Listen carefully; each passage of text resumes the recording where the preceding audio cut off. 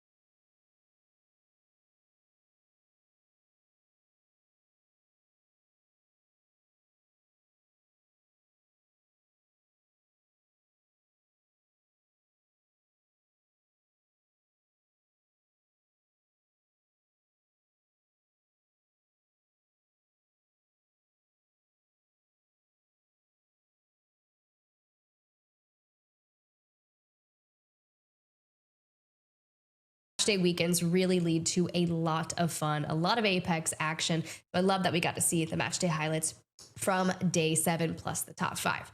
Now, another cool thing that you guys have been cooking up behind the scenes that we get to talk about here on the main broadcast, and if you were in the EMEA stream earlier today, you would have seen it. We're going to kind of work on teaching maybe the average viewer some nice terms that we throw around a lot on the broadcast. And one of them in particular is actually the roles of the players that you're going to see on the teams, more specifically the anchor position, Graceful. I mean, at the end of the day, when all these words get thrown around, for your average viewer, people that might be completely new into the game have a hard time tracking. And one of them that I really wanted to touch upon, which we see a lot and we saw in the footage right now as well, is we saw a lot of traps and walks in gameplay. So the one that I wanted to point out was anchor specifically. A couple of things that you have to look about when you look at an anchor is that they pretty much have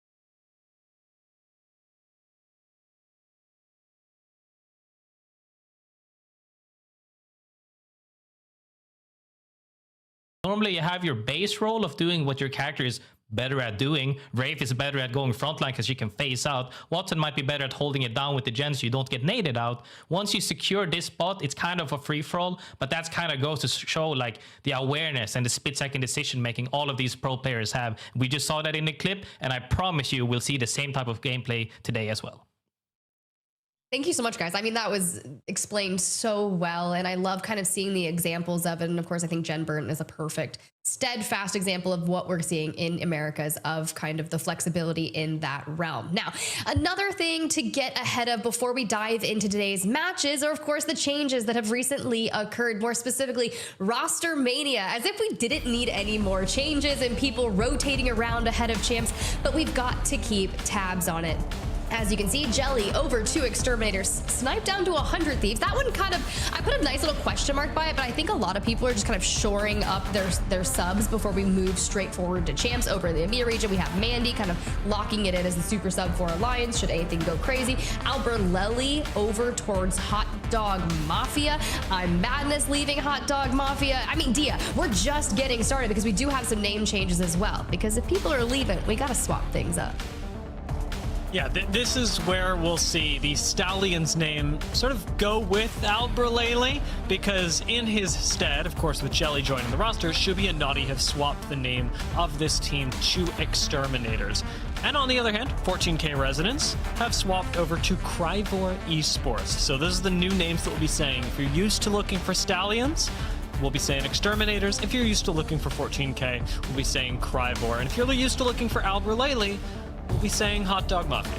Hot Dog Mafia, what a name. Honestly, I feel like Exterminators is a little more like Exterminators. They're gonna, I don't know where I'm going with that. That was slightly it's a very name. Passionate, a very passionate, dark name, and whatever it is, regardless. Let's go ahead and pull up the participants. Let's see who's going to be playing here today. Groups A versus C. We said it earlier. It's Group A's last match day. So Hot Dog Mafia, Cryvor Esports, LeaveNoWitness, Sentinels, Team Falcons, Durags, TSM, Zone Sammers, ZZ, and Nice Guys. This is their last official match day. So whether or not you're trying to ensure that you qualify for the regional finals to get a chance to play for that top spot to lock in your ticket to champs, or maybe you just want to lock in the top slot regardless. Falcons, I'm looking at you. I'm excited to see what Guild can do, because we did get to see some nice action in the top 5 plays over in the EMEA range earlier today. But that's what I'm saying, man. It's going to be a really good day. So let's go ahead and pull up the standings to check in on where everyone stands, Dia.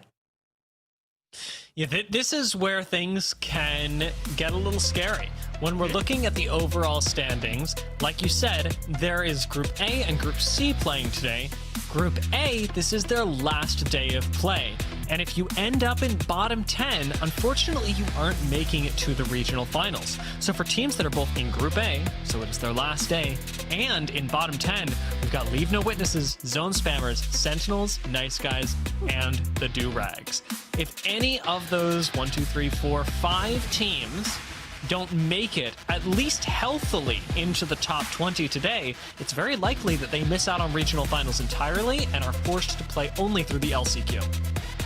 And that's just one of the most scary things you've ever said in my entire life. Because if you're forced to play to perfection in the last chance qualifiers when you know it's going to be just like a frenzy bloodbath of a lobby, you just don't want to leave anything to chance, especially if you're looking to play on the global LAN stage. Because let's say you've missed out on just one LAN in general, it creates this fire of something that you never want to feel again. That fear of not being there and then kind of questioning things. So just lock it in, get to the regional finals, and give yourself that extra chance in the 11th hour to make your dreams happen. But let's go ahead, let's bring it back, because I do want to highlight some specific teams, because I don't think I've said Hot Dog Mafia enough today just yet. And I know when I'm casting later today with you, Dia, I'll be doing the same thing. But talk to me more about this specific roster born from the changes that we just saw Alberlelli make. Yeah, coming into this week, Hot Dog Mafia were a team that was IGL'd by Madness, and we're actually looking like they were in a pretty decent spot overall, 16th place in the league. So Hot Dog Mafia do have a decent amount of points behind them, could even make top 10, but they were still looking for a win overall to move them in.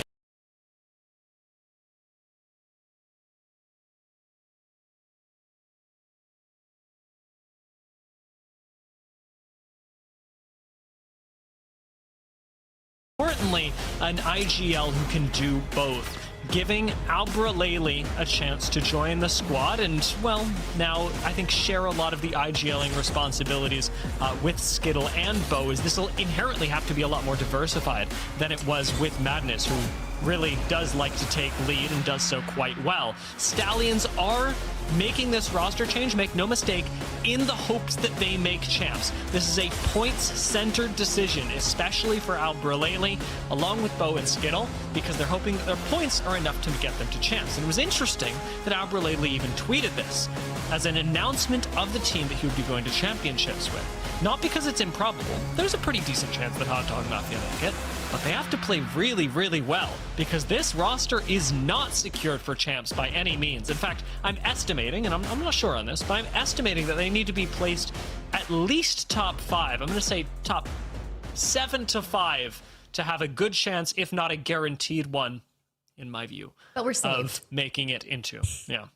We're saved. Honestly, the cat face just makes me so happy. But we're not done yet. Graceful, I know you've got a team you want to talk about. And if my mind reading is correct, TSM is the team?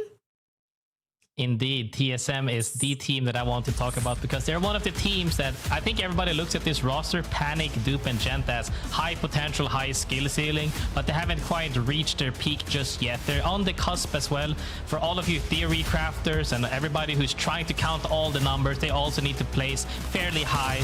We could just say top 10 to make it easy, but we don't know for sure unless you actually do the math. I think that you need to play good enough. You're on pace, but you're not quite there just yet. You see the finish line, but you have not crossed it. All of them have shown glimpses of really high skill level. We see here, though, it's very hard to just make sure that the PK alone is showing this level of skill ceiling that this team needs. However, they have shown that they have the potential because we have seen Gent time and time again from playing on other old rosters as well, having this performance on his own, as well as Dupe as well. And Panic, I think we've all had the pleasure of seeing the drama around, I would say, but showcase time and time again that he has been performing to the level that people didn't expect from him. And I think this is also goes to show that anybody really has it in them if they want it enough, and they clearly do want this enough.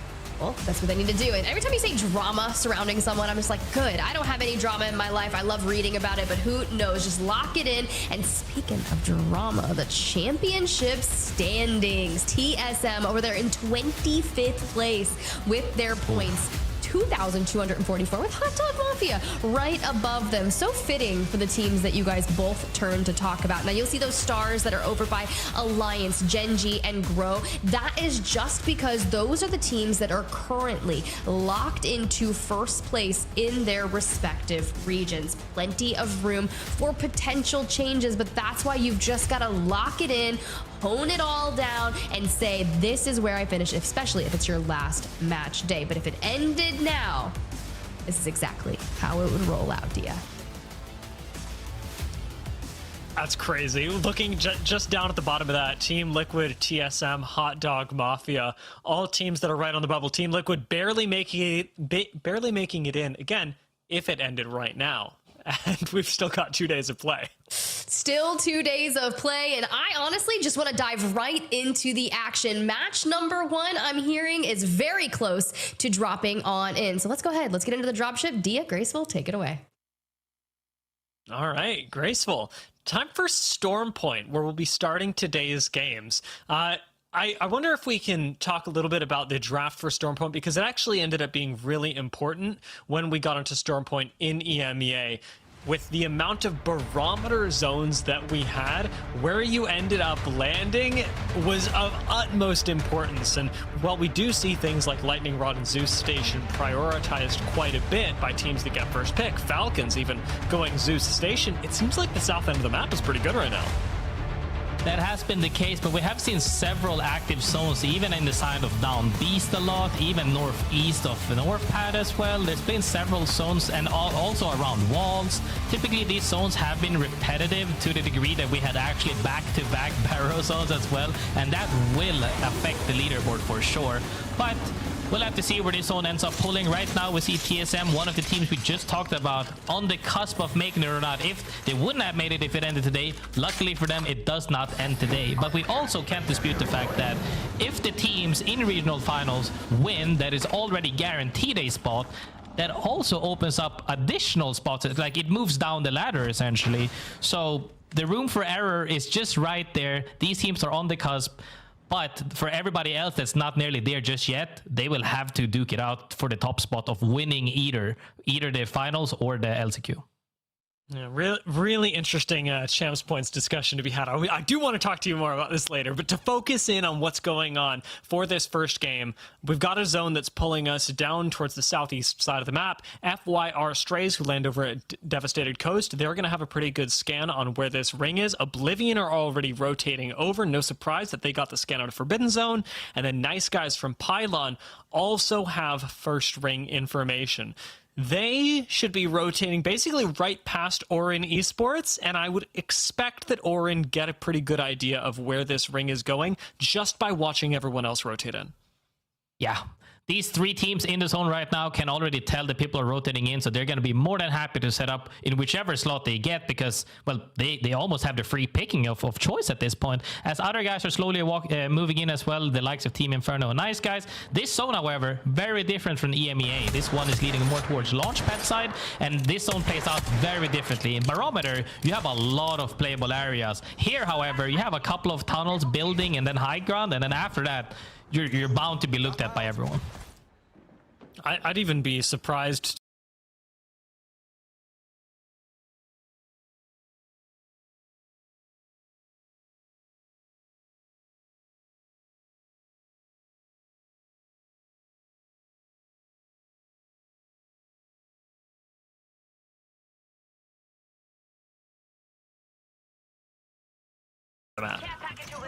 Yeah, most definitely. This is also one of those areas where, like, did you remember Nasky and EMEA said they just changed up their macro? They didn't do what they did in scrims. When that happens on a live tournament match, you get baffled immediately. You might get ratted randomly, and that's why people have to make sure to cover their angles, actually scout ahead and hit those UAVs to make sure those plays aren't happening. And if you meet somebody on the macro, you don't get taken by surprise. Ooh, I do wonder if zone spammers hold this building. This is one of the buildings that I was thinking of as a relatively safe space if you want to try and play for the later rotate. Shopify Rebellion currently holding what is essentially a very difficult to push spot, if not impossible, but difficult to push position up on Devastated Coast. Unlikely to be the end zone, but hey, so is this. Cryvor choosing to play the low ground here. Yeah, the ring's probably not ending here, but man, if it does, you are in a great spot. Yeah, this is one of the areas that's like very playable as long as nobody aggresses early. But speaking of aggressing early right now, 100 Thieves getting engaged on by Sentinels. One of them already got down. Jen Burton, the one we saw in the clip earlier, is getting engaged on by the whole, oh my god, the whole meat squad. Defensive Caustic ultimate forces Sentinels back. They're still looking for an angle into this. I believe Jen Burton's been able to stabilize ult out of Riley. Forces a bubble on the other side, but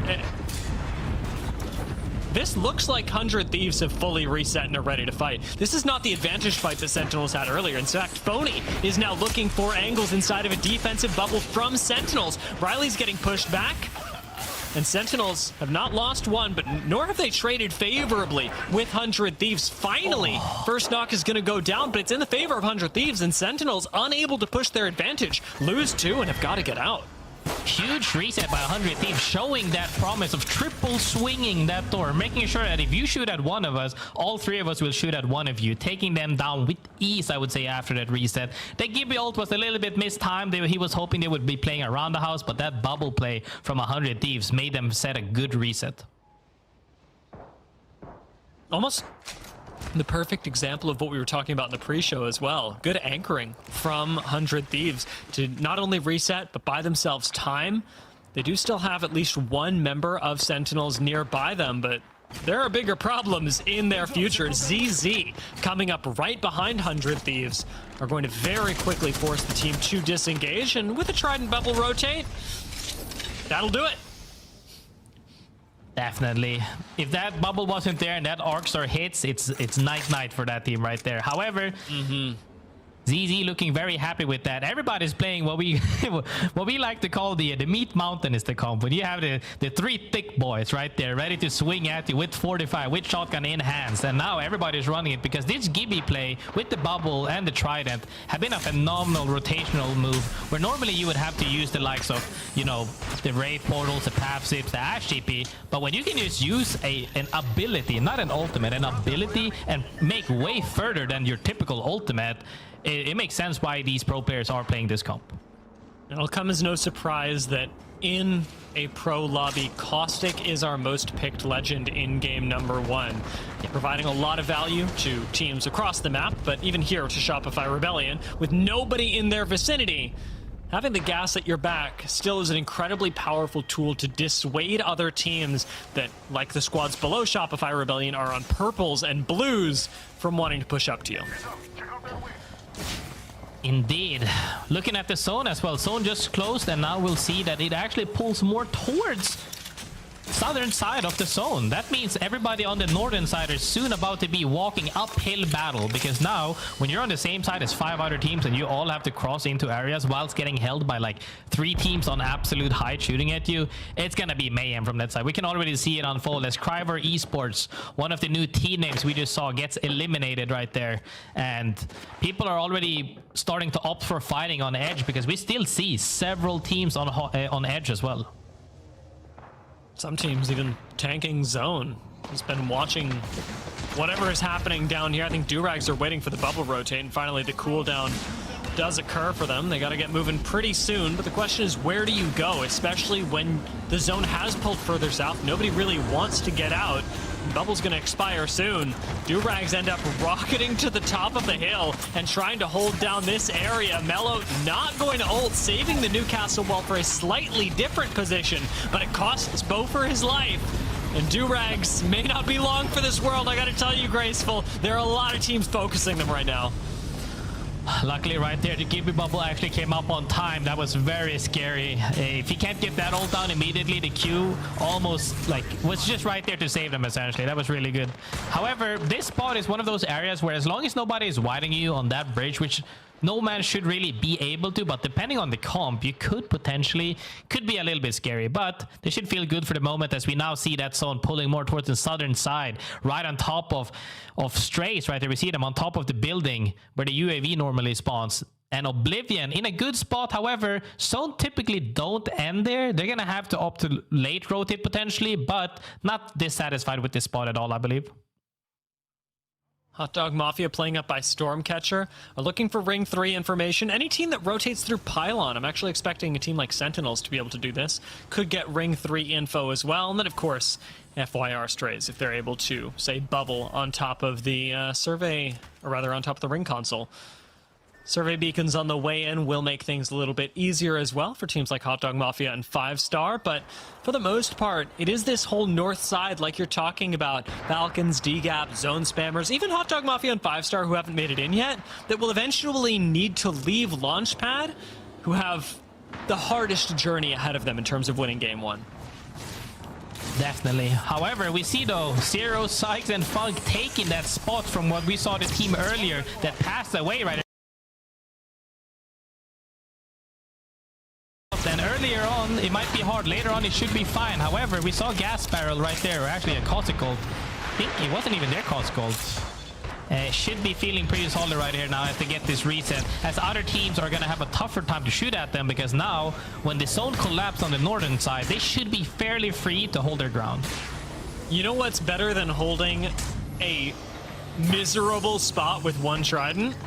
Holding a miserable spot with 2 Tridents. ZZ, I mean, I say it jokingly, but it actually is objectively providing them way more cover than was previously held. So we'll see. I think that this will likely work out a whole lot better than Cryvor, in large part because of the Trident and the fact that the zone is closing soon. And on this next zone close, it'll be that much more difficult to focus ZZ, even in this choke that they're currently holding.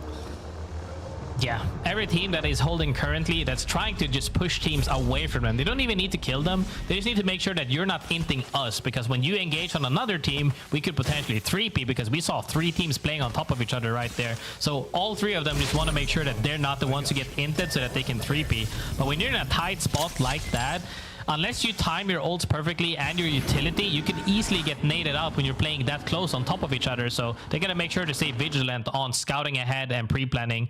And the zone pulls even way further south. Shopify Rebellion, TSM, and Virtus.pro all insanely happy right now as they're holding off their spot. Virtus.pro, however, could get engaged on by 2 different teams. Never mind the fact that they could also get evac'd on top of each other.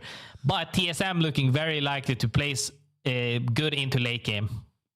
I mean, heck, like I'm thinking about Ring 3 scans with people like Sentinels and, like we said, FYR Strays on top, but if we're looking down towards the south side of the map, the fact that 100 Thieves rolled a Mythic crate could actually be a big problem for Durags and Virtus.pro. Depending on what you pull out of that, if it's a Kraber, you could very suddenly find yourself in trouble. And speaking of teams that could suddenly find themselves in trouble, Hot Dog Mafia are taking an evac tower into the unknown. So let's take a listen in with Hot Dog Mafia as they land.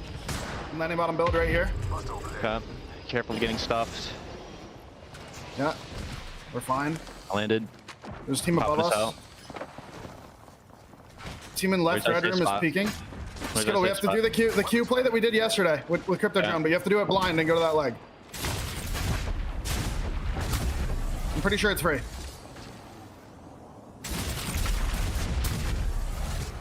Freeze. Walling. Setting TP down here. Right wall didn't extend, care.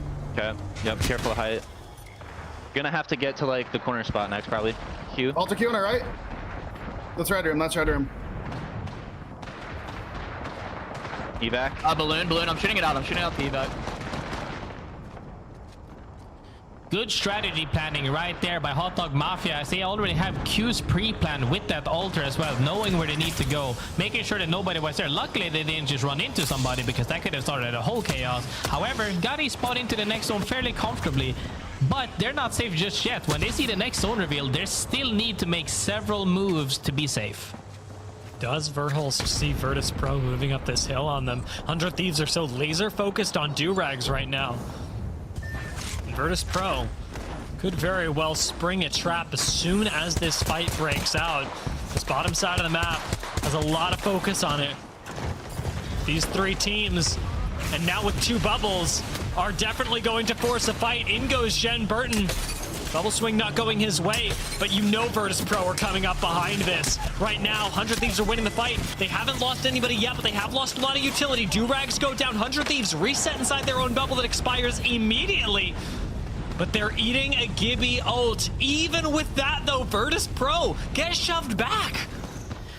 Virtus.pro not fully committing on that. They tried to time it with a well-placed Gibraltar ult, but Opsu rotated instead for that positioning, which honestly is not a bad decision because they were on triple blue and not really maybe as stacked. However, 100 Thieves really showcasing how to bubble fight properly as they take down that team with ease. Orin and LeaveNoWitnesses both gone now. And we are whittled down to 16 squads. Zone spammers, maybe one of the next squads to leave, as they are positioned way far up north. And every team up north, like you mentioned, every team that's still holding on to a spot inside of Launchpad is going to have a miserable time running up this hill. It's extremely difficult, even for zone spammers who are doing a great job of finding damage right now, and playing for kills seems to be their answer.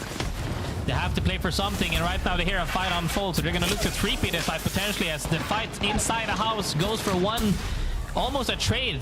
Actually, second people got down. One team gets fully eliminated now, as they're going to get pushed up from behind. I don't think they know yet. DGAP have fallen, and zone spammers are right on top of this building, forcing these two teams to fight. Caustic gas actually gives zone spammers zone priority technically, but rotating out underneath them seems to have solved that problem. Zone spammers don't want to full commit to the fight. Instead, they're going to alter porter down onto it. Dark Knight does fall as Sacred finds a good pick initially, but zone spammers are quickly losing control as the zone spirals in on them. 5-star will go out, but ultimately it's the exit from this building that is going to take out another squad. Oblivion look down on zone spammers as 100 Thieves fight for high ground. 100 Thieves have been fighting indeed, and they're once again on VP. VP not looking to fight earlier on, is now getting punished by it. They're just playing in that one blue box, getting absolutely crossfired. GP ulted from top, crossfired through the box, and I'm not sure how they're still staying alive, and now they're going down by two different teams. Two of the members are down, and it looks like 100 Thieves is gonna get pretty much, not the god spot, but a really solid spot if they can clean this fight up. Nice guys, zone spammers, Virtus.pro and Team Inferno now all gone. 10 squads left, a Kraber in the hands of Blinkser.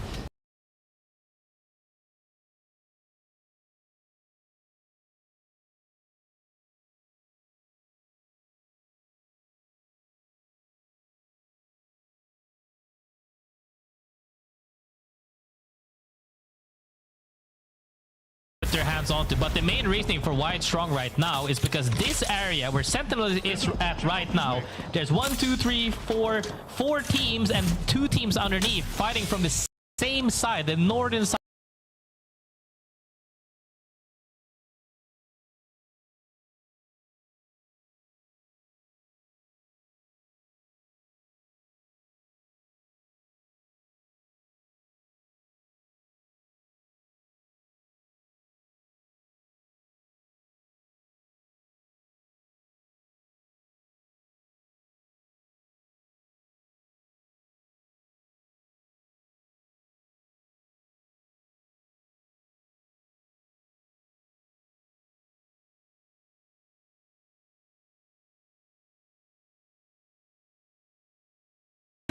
This ult isn't going to get them a spot in zone, so they have to clean up kills like the one they just got on Jelly, but they're unable to finish the kill as the zone starts pressuring them in. Hot Dog Mafia are forced to just run straight into the zone and straight into the line of fire of teams like 100 Thieves and like FYR. They go down. Sentinels still manage to play the rock, but Sentinels are getting bubbled on. Team Falcons are down, and it's 100 Thieves who are really laughing here, watching everyone along with ZZ, and then poking at squads like Sentinels and Exterminators. Nice bubble placement there to get the reset. The gas almost ticked them all the way down low. One of them got knocked, but they're still somehow getting this reset right underneath 100 Thieves. This actually helps 100 Thieves a lot because now they're making sure that they're not going to get pushed, and they're just free shooting on the entire valley at this point. There's so much space. Nobody's challenging 100 Thieves right now. There is one other team in this conversation, though, with 4 squads left as Exterminators go down. Oblivion's on this low ground, getting cyberbullied by ZZ and 100 Thieves. And then you've got TSM on the other side, playing very slow, very quiet, still inside a building. We'll see what TSM are able to do, if they're able to do anything, because right now, I'll be honest, 100 Thieves and ZZ, they run Storm Point. Honestly, TSM has the opportunity to make a play, but they're opting for more KP instead of going for that win potentially. As now we see Gent here looking to see if he can inch his way up, looking for some sky nades. Is this going to be the opener that they need to get something? Does Gemberton get knocked down? No, he does not. A little bit of damage, almost gets him down. Is that enough to force TSM to take that spot? But CC playing on the opposite side of this cliff. Nobody wants to be the team to make the first move, but CC now is flanking right to make sure, hey, we're not going to be the ones in the middle. We're going to be on an edge. I may not be on Face It Watch, but I know that Verhulst was yelling just then that ZZ were pushing up, that ZZ are playing for the win, and they are certainly looking for weakness. Funk and Sykes ready to swing on 100 Thieves at a moment's notice, but not wanting to get too greedy in the face of 100 Thieves. Out goes a quick nade, out goes a quick barrel, keeping ZZ at bay, but it is a fight for the high ground as TSM completely ignored on the low ground. This is going to come down to utility properly. If the bubble gets misused here and any GB ult goes up, which we can see right here, Phony has one in his hand, trying to force the bubble potentially. Can we force the bubble and then GB ult? That makes sure that we will have high ground and we will win. Good caustic barrels right here. As we talked about the action roll, you need to make sure nobody can come up on you. Put all of this gas on. We still have our ultimates. Just make sure we're the last team up top and they can potentially close out this game. All the damage the 100 Thieves have done with the Peacekeepers should be enough to keep ZZ on low ground. They've got gas priority in the form of the barrels right above ZZ. It's difficult to push through. The win condition for 100 Thieves is forcing TSM to finally take this fight with ZZ. Jen Burton has to keep ZZ on low ground, and out goes the Gibraltar ultimate, presumably by TSM, to force 2 bubbles on the low ground. 100 Thieves are the last one bubbling, but they do it a little bit defensively, just keeping Phony alive and well, but still forcing ZZ and TSM closer together. ZZ slam on the low ground. It's the ZZ TSM fight as 100 Thieves start to rain down nades and Peacekeeper shots. They have managed to control this lobby, and a victory should be their reward. TSM have 1 HP left on Duplex, and it is time for 100 Thieves to swoop in. Jen Burton drops down onto the low ground, and the zone should do the rest of the work. Jen Burton may fall, but 100 Thieves will rise in game 1. 100 Thieves closing that game out when they're getting pressured by both TSM and CC from each angle. Played that blue box very well, making sure to not overuse utility so that they could have all of the utility for that late game. They were the last team to pop their bubble, and they were able to close it out because then the teams on the bottom are pretty much playing for second, which CC ended up losing because at the end of the day, who 100 Thieves is shooting from up above is RNG at that point, and CC took the short end of the stick, and they got third place. And a third place with all three teams playing like that is not bad. That's a pretty good placement. But the big story coming out of our first game is absolutely 100 Thieves, because that's the kind of play that you want to be focusing on as you approach regional finals, as you approach qualifications to Japan, and even your chances of playing in Japan with this very same squad. 100 Thieves are looking polished, they are looking in charge, and they were unshakable even as ZZ and TSM, both clearly with experience, were playing for a win and looking for weakness from the squad with the best spot. I mean, not only that, but we saw a small chink in their armor in the beginning when they got low, but that reset, and from there on and forward, they were playing so good into every fight, holding their space properly and utility. And we can see the match performance here as well. The other teams that were in the late top 3, not that many kills, but placement alone will push you up that leaderboard. But when we look at the likes of 100 Thieves right now, they got so many points, they can drop 3 donuts and still be comfortably in top 5 even. Yeah, this was a fantastic game from 100 Thieves. In fact, I'm looking at this right now. You heard that catch in my breath. If Jen Burton actually got 13 kills in this game, that does actually mean that he set the record for most kills in a single game during Split 2. So he did. And that's a pretty big landmark to be setting after the record was just most recently set by Killer Whales last week. So 100 Thieves are continuing to push the envelope of what peak Apex Legends looks like, and it's game 1 alone. It's game 1 alone. We've still got 5 more games today, the second one on Stormpoint coming up right after the break.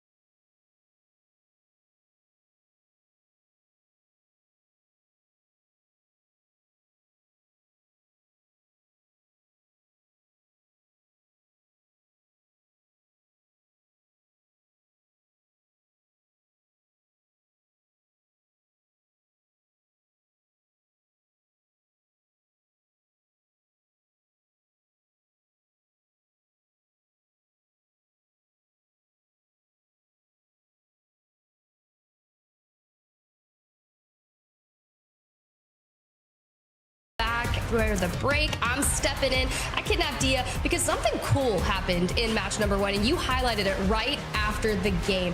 Jen Burton breaking records. Yeah, this was a wild game out of Jen, and I'm glad we get to talk about it a little more as we get to actually look at the road to 13 kills. Again, a record-setting performance in Split 2, and on Caustic, of all things, on the anchor player. We highlighted this in the pre-show that 400 Thieves, Jen Burton is often the person who is laying down supporting fire for the squad, but when you have somebody the caliber of Jen Burton in that role, the kills are going to come either way. I just want to be like Lord Jen Burton, Sir Jen Burton III. I don't know. I just want like some extravagant name as he's just completely working this lobby exceptionally well. So cool to see you break it on down, 13 kills, and if that's not enough, throw some assists in there as well. 2,900 damage, 16. Oh my God, it could have been more. It could have been more if he would have got some fulls on some of those knocks. Who knows? Man, this is just insane. The kill participation, 100%, because why not, Jen Burton? Why not? This is the bar that we are raising here in the Americas region today, Dia. And certainly when the 100 Thieves are, I would say, pushing on the rest of the region, if they're able to output a performance like this in what was not a fantastic macro position for them. Yes, they played it really well, but coming out of Echo HQ, trying to take that hill, it all, up until the point where they were on high ground and it looked unsiegeable, it was all kind of a gamble. We even had other squads looking at them. Virtus.pro, most notably, could have third-partied 100 Thieves and very well might have sent them out instead of at first at something like 15th or 16th. But navigating this really well, resetting at the right times, 100 Thieves are able to take game 1. Now, what are they and what are the other squads going to do to challenge that in game 2? They're going to have to figure it out here and now. In game number 2, no more Caustic. You can see Jen Burton immediately locking into the Watson for game number 2. And as you can see, the stats for the rest of the lobby at the very top. Jen Burton, obviously, with record-breaking numbers. Blinkster with 4. And then it kind of just tapers off, right? Because you can only have so many. Dupe there with 2. Actually, that's crazy. If the kill disparity is 14 to that, okay, well, at least we can focus on where that circle's going, because I'm still mind blown, Dia. I will say it's a bit uncanny, to be honest, to be securing that many kills. You participate in a lot of kills. To secure that many is a bit of an anomaly. We did get a teaser of where this next zone is going, though, and worth noting that Oblivion are actually already rotating into it, so they've got some advanced information. However, for other squads that surround the area and who's going to get the first chance to rotate in, LeaveNoWitnesses have got a pretty good rotation from Command Center, and given their positioning, I believe already have some information on where Ring is going. Zone Spammers also, coming through Cascade, and DGAP through Ceto, seem to know that this is pulling relatively centrally, and I love where Zone Spammers are positioning right now, right in these buildings on the low ground. If you set this up with some Watson fences, the zone pulls here more often than not, and you could easily find yourself in top 7. I would rather play from that than the southern chokes either, because people are going to be looking to filter through the south side, and there's going to be more teams kind of coming in through there. But a brief look over here. Sacred in the distance, Blinkster. Now, mind you, Blinkster was the second top kill leader from match number 1 with, I believe, 4.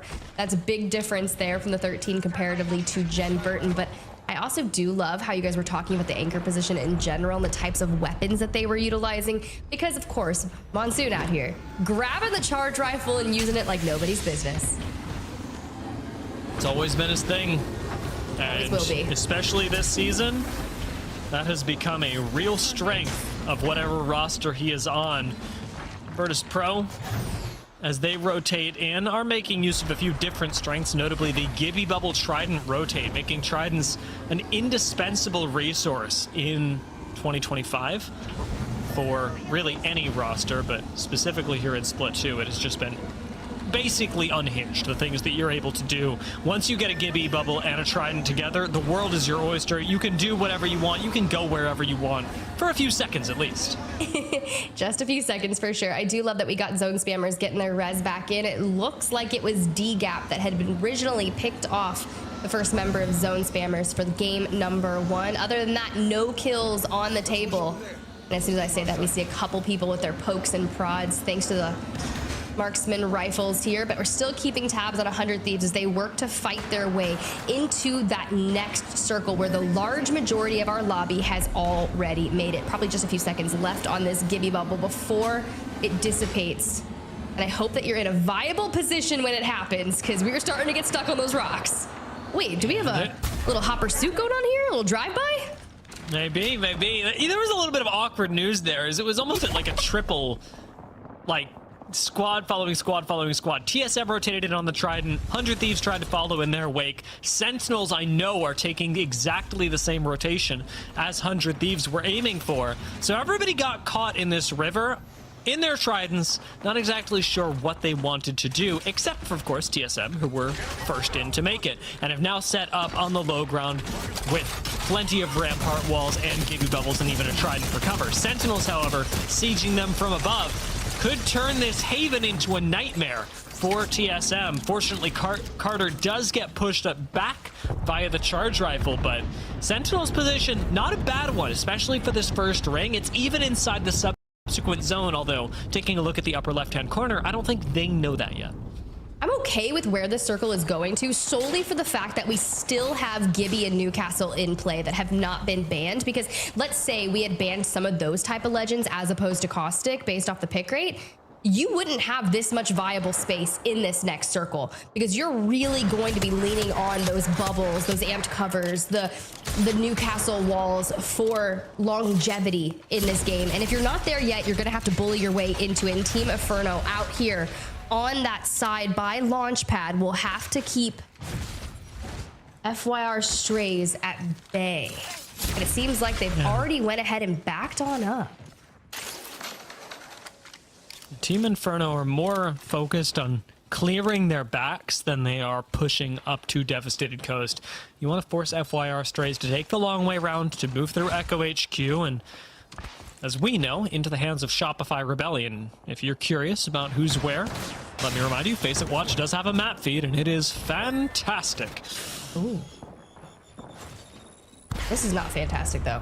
I was not anticipating this for the Exterminators, right? I was curious, based off the roster mania, the name changes, all the things leading up to match day number 8, what would that look like for our teams that had those changes? And Naughty and Jelly both are also gone. It's Shubi, the one-man army per se, that has to potentially grab those banners, but I think the line of sight is just not clear.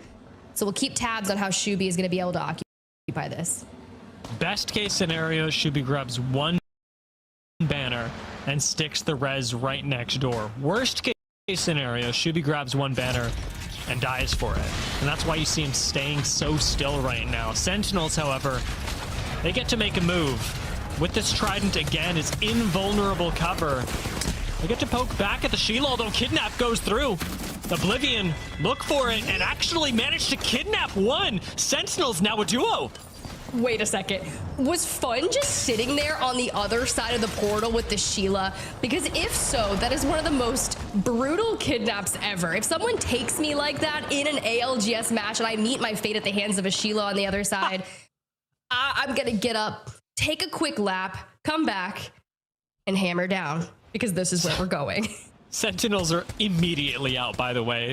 They get taken down to a duo and they go, you know what? No, we're bubbling, we're leaving. And now it looks like they're heading up towards Cascade Falls, taking the long way around to craft a banner and then get everybody back into the game. A totally viable strategy, especially since ZZ were holding the crafter by Cito. But we know that Sentinels haven't actually hit Cascade Falls just yet, so this is a fresh crafter for them. Nice guys playing through the south side right now.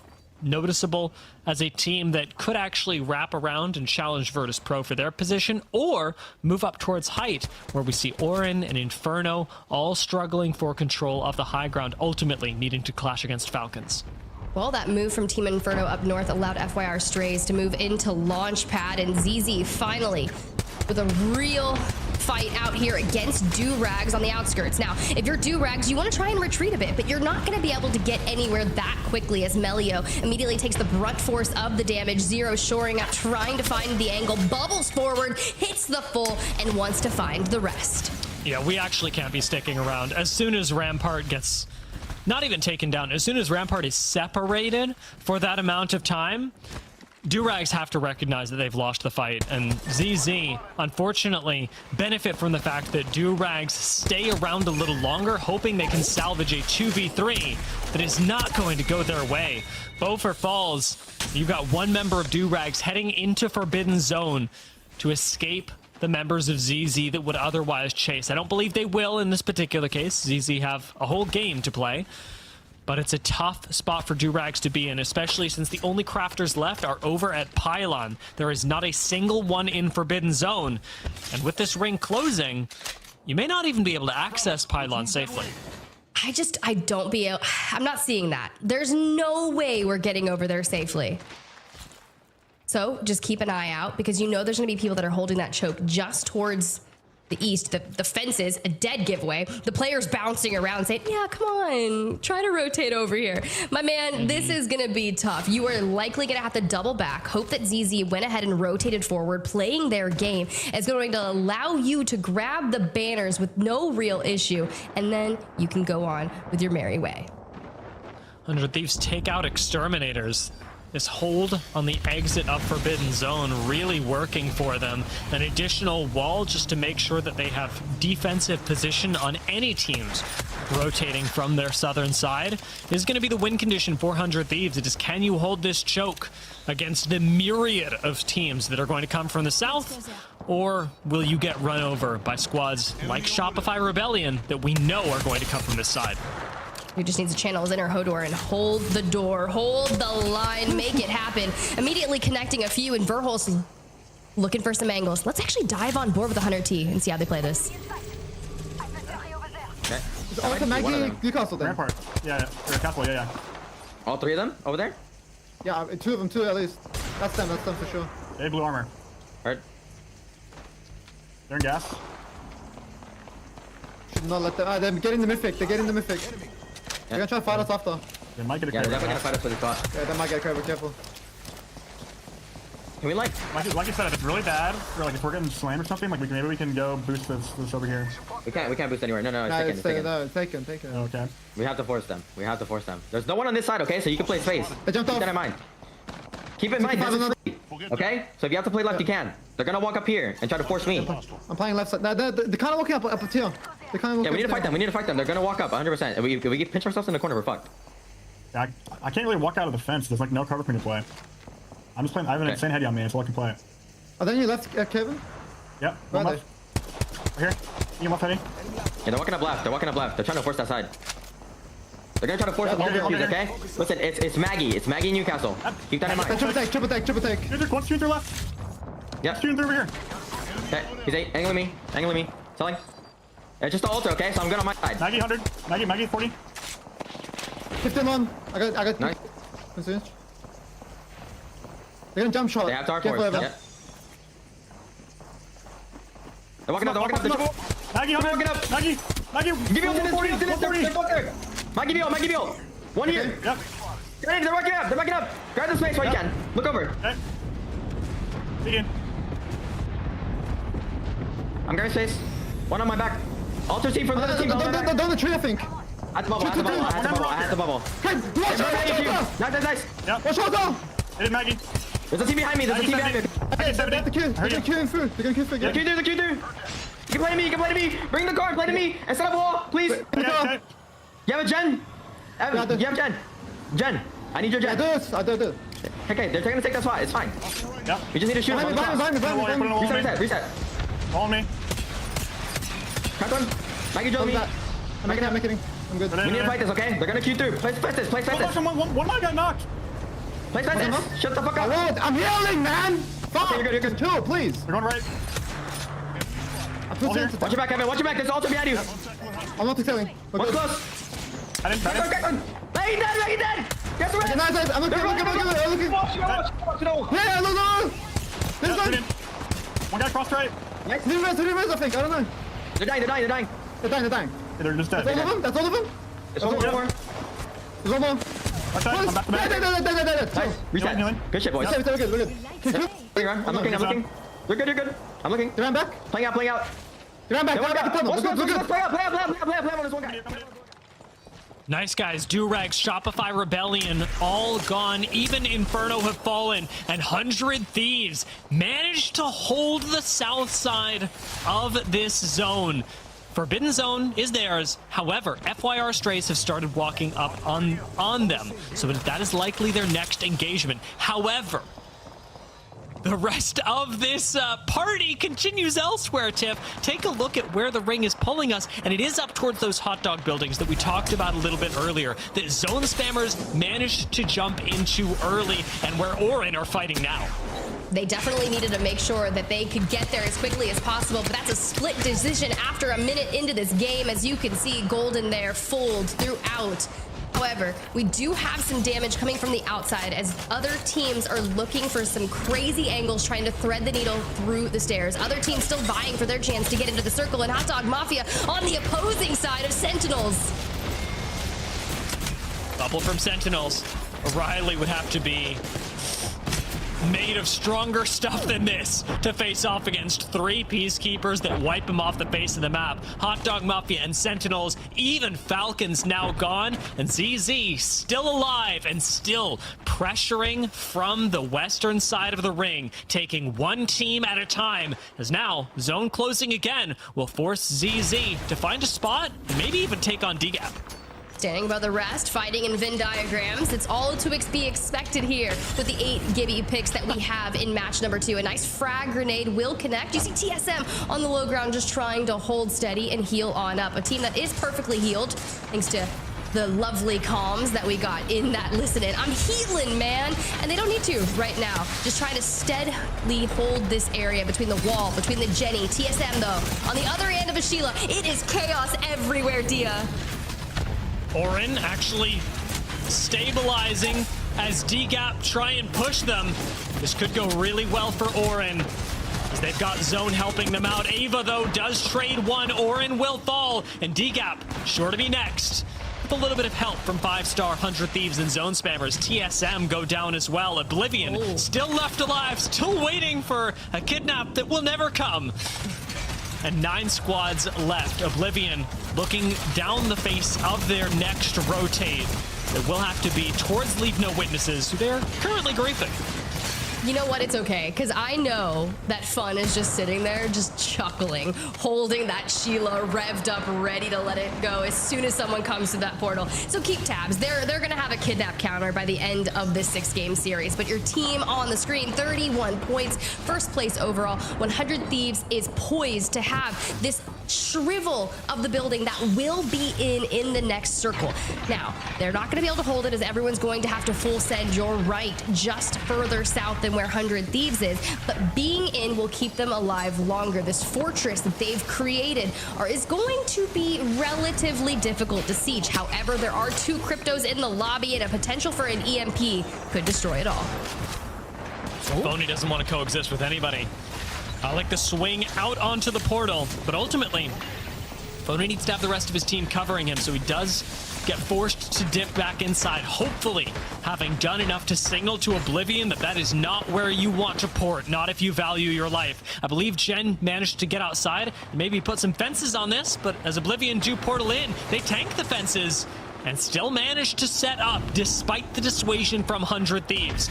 Oblivion will be forced right back outside the ring, and ZZ holding now the south side have FYR Strays at their back.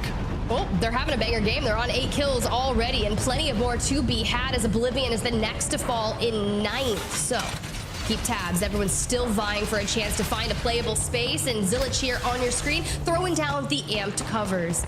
I think playing off the back of this tree is quite nice, but not when you've got someone staring you down the back. It won't get you kills, but it will get you placement. 5-star hoping for a little bit of both right now. Set up in the open and through the amped cover, are firing straight at Cryvor, but taking shots in the side and soon the back, as Zone Spammers have to exit through the top floor of the building the 100 Thieves currently occupy, and have nothing better to do but shoot 5-star, who are way out in the open. This is kind of a disgusting endgame, and that's my favorite part about Apex Legends, is how it pulls you out into the center. 5-star now done and dusted, and 100 Thieves are able to retreat to their little humble abode. heal on up and wait for some of those cooldowns to get back on up, because you know that you've got that team just above you. Zone Spammers has been here since the very beginning, so I'm worried about the economy of their resources and how they've managed. But for now, unless they take a fight and resupply, we'll keep tabs on others. For Virtus.pro, Lou, MT Slayer, they're the ones that are staring down LeaveNoWitness. Virtus.pro need to do something about LeaveNoWitness fast, because both these teams will have to move at the same time, and it feels like mutually assured destruction should they both have to be moving while facing each other. Slams and counter slams are possible, but Virtus.pro don't have any gap closed, they don't have any kidnaps available, they don't have any tools to actually unseat LeaveNoWitnesses from this corner. Finally, Gibby ult is going to come out, but under the cover of the trees, again, I have to imagine that they're safe. Ooh, a last minute trident rotation, a bubble forward from 100 Thieves as they look to counter slam. There's the counter slam and the PK, it connects. Now we to the dive around the wall. Can we make it happen? One more to find, and he's trying to hide, nice. But just like that, a clear out of Zone Spammers. That's bubble and wall expended for 100 Thieves to win that fight. LeaveNoWitness and Virtus.pro now still on the same side as them, as ZZ still own the South fighting against Crybor. LeaveNoWitnesses are down. 100 Thieves want to clean up Virtus.pro. Well, Virtus.pro ran into LeaveNoWitness to come out, and Jen Burton closes the deal, but after the 13 kills in match number 1, he will be the first to fall. The immediate bubble, 100T Verholst on the res, my dude, looking to pick back up, go to a full team of 3, keep your eyes on FYR. ZZ and Crybor are on the other side dealing with each other. This is a good chance for the reset, because 100 Thieves' biggest issue is going to be if FYR starts to target. FYR seem to be focused on them, because right now it will be a fight. 3v3 on both sides. 100 Thieves, having lost one, have to take out FYR, who have all the cover in the world. Jen Burton's got no defensive cooldowns and no health bar left. It's just Verholst as 100 Thieves go down. FYR own this gravity cannon as ZZ and Crybor finish their fight with ZZ out on top. 3v3. But it's FYR though. They win the fight with 100 Thieves, and they can immediately put the issue straight to ZZ. They break out the Sheila, they let it rip. The bubble is just holding down and taking the brunt of the damage. But now ZZ wants to get involved. Sykes, Eva, aid in hand, gets punished immediately. Bubble is just so powerful, but now it's Zero with the triple take, who clutches it for ZZ in the final seconds. What? ZZ, game number 2 in one of the most chaotic endings I have seen. Welcome to the Apex Legends Global Series, y'all, because we're just getting started. Wait, actually hit me with that replay, right? I think he died. I think. Slow it down. He must have died like a second after. I didn't even know that was possible.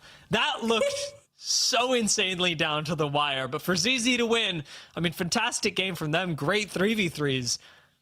That was pretty close. Let's go ahead, let's run back, let's look at it. You know, I think we should look at it very slowly.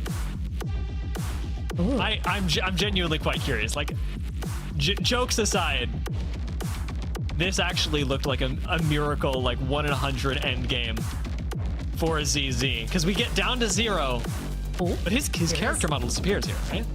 Okay, let's look. I mean, he's got 1 HP. He connects. Cersei is at like 20, and then bleh. He's actually a 0. He hits 0. He's a death box. How do they win this game? It's just a matter of timing that nets them the extra kill, the extra placement points, and Funk Sykes 0 net that game with 14 kills, 4,700 damage. I mean, they took a little more damage than they dealt, which is fine. It doesn't matter. It just shows that they were fighting, and they were doing the most work, and they were healing. So we didn't get to hear the comms of let me heal. That was wild.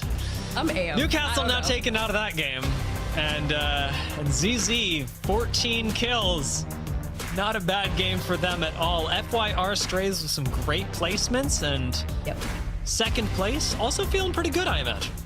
Yeah, I think they should. I mean, they took down 100 Thieves. They kind of stopped them from soaking up some more points, considering they were on double-digit kills and they went out in 4th place. So you have to imagine if 100 Thieves wins that engagement against FYR, they're the ones that come in and they hit the third party onto ZZ, and they potentially go on to win the game yet again and have another massive one. And they run away with the series results because they're already at 42 points, and ZZ, after that massive game, wrap up 35 points. So those two teams are definitely raising the bar for the Americas region, but we're not done yet. We still have one more match to go on Storm Point before we dive on over to E District, but of course that'll be after this quick break.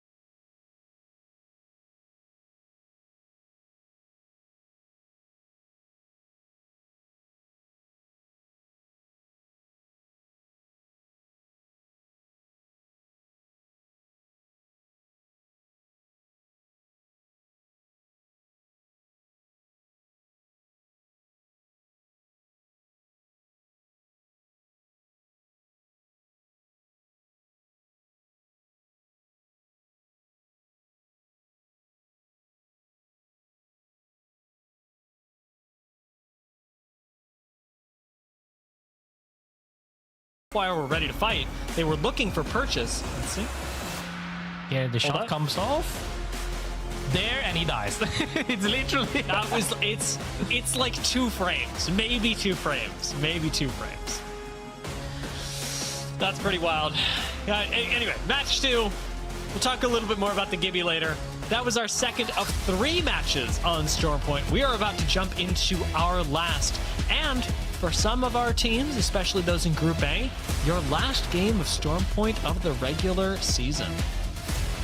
I like to say, though, with that zone play as well, one of the very common ones, I've always said is the, you might call me a conspiracy theory in this case, but different regions have different zones. And I've been saying this for the longest time because I remember, I don't know, 20 seasons ago when we had Train Rail on World's Edge, and it was the zones there for pretty much like several months in EMEA, and then back on NA it was in Northwest, pretty much trials, and in that area Skyhook all the time on repeat. And now we're seeing these zones here, and I think the next one, we're gonna watch the map move up here. If it's gonna move all the way up again, these repetitive zones that we've seen across regions is very interesting nonetheless, because on EMEA we've seen a lot of down Bs, almost a little bit more towards the middle side, and here we see a lot of more towards the eastern side of the maps. Is this... am I crazy? Is this my tinfoil hat? I don't know. I'm gonna be honest with you. I'm not the person to check your sanity.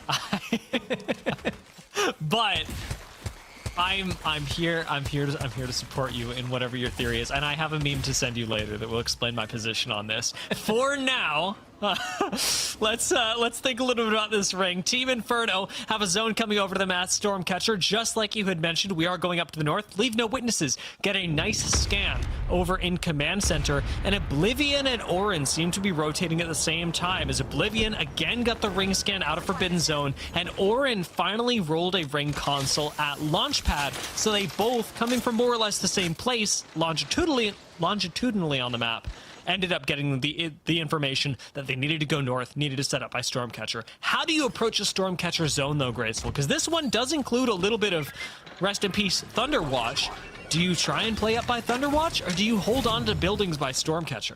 This is the thing. You have 3 different types of people at this point. You have the teams that are betting on Thunderwatch ending, so they move up the hill. You have the teams that are betting on it's going to pull back down, so they're ending there on Stormcatcher, and they're opting for that. And then you have the people in between that like to play. There's pretty much 2 really good spots in that hill area on both sides, actually, that you can play and hold.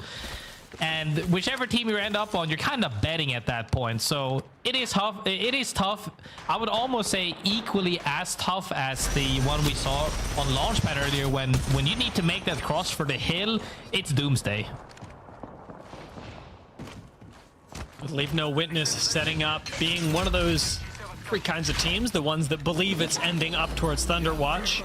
It's pretty clear what their game plan is going to be. Lock the doors and hold this side. Because with a crypto and a rampart, importantly, to poke and get yourself some evo, you should be just fine for the end game, especially when you've already got some purple armors going. I know that Zilach will probably be getting the bonus off of controller legends that leads him to show purple. He still wants the access to the purple perk a little later on.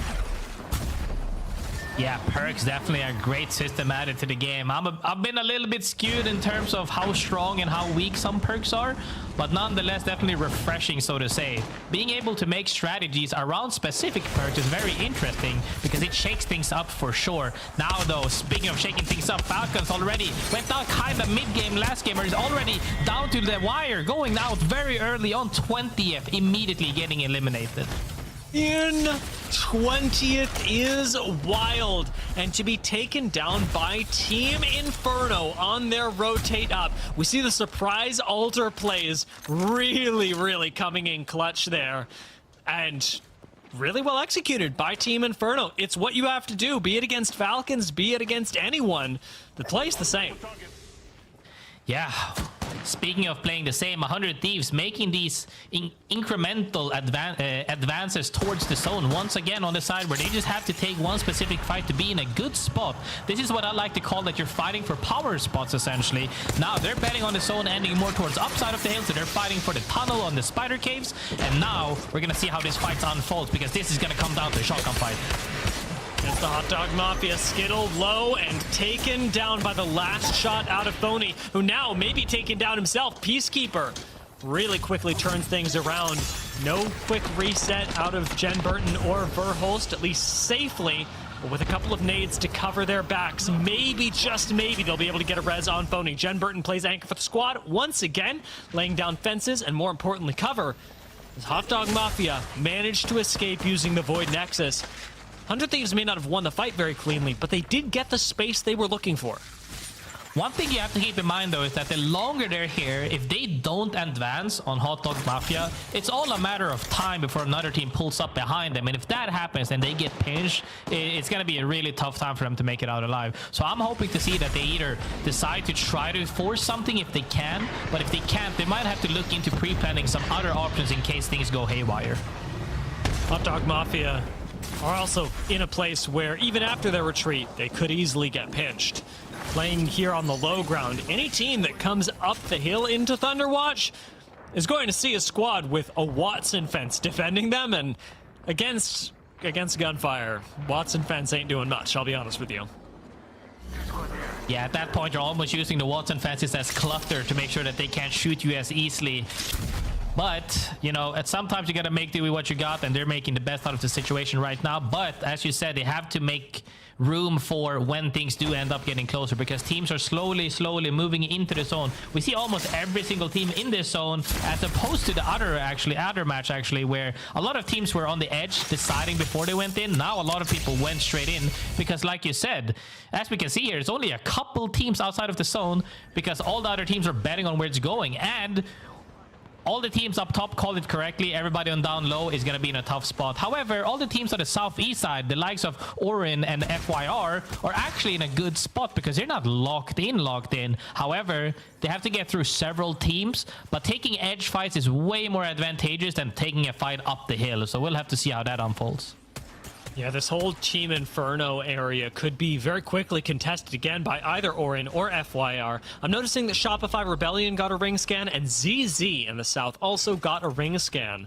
Shopify Rebellion, well, I was expecting to have a slightly more dominant performance today. Still could. We've only played 2 games so far. And ZZ, who have already won a game themselves, seem to be opting into the same rotational path as 5-star and 100 Thieves. Very curious to see how this turns out, especially because they do have survey beacons on the way in to change the plan should they need to.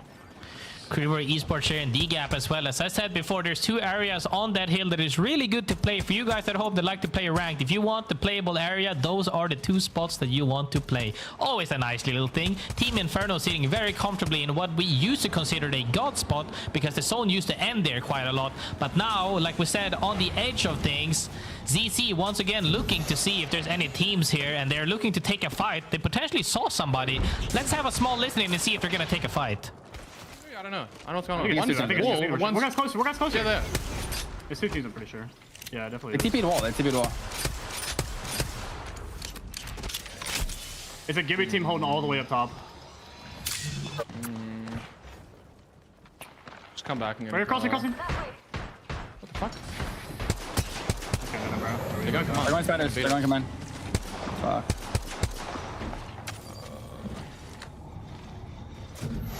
Can't drive all the way through them. We have the hard drop zone. Move this way.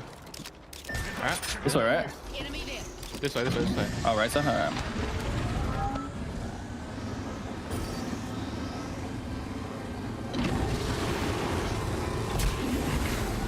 We're gonna have to go a car up the hill. Yeah. Not ideal, though. There might be someone like.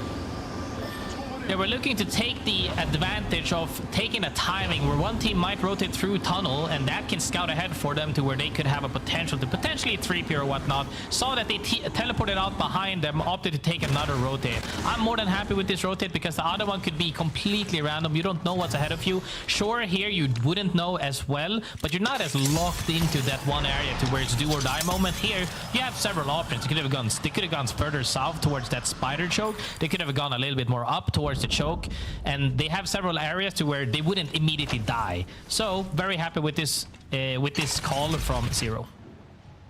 A big part of the way that ZZ are playing right now also has to do with the fact that even though we mentioned that they had survey beacons on the way, their composition can't take advantage of them. And so they are having to take everything at face value. You see one team here, you see two teams here, you don't know exactly where they are, and you don't know if there are more in the area. And so you have to play things super safely. It's a big reason why we see ZZ retreat. And funnily enough, after this next ring close, they are going to be getting a mythic crate on them, so maybe it was scripted all along. That's the plot armor right there to help them on their journey, because they do have a tough rotate to make it up that hill at some point. And yeah, when you're talking about really, it just comes down to making sure that you're not taking any more risk than you really have to.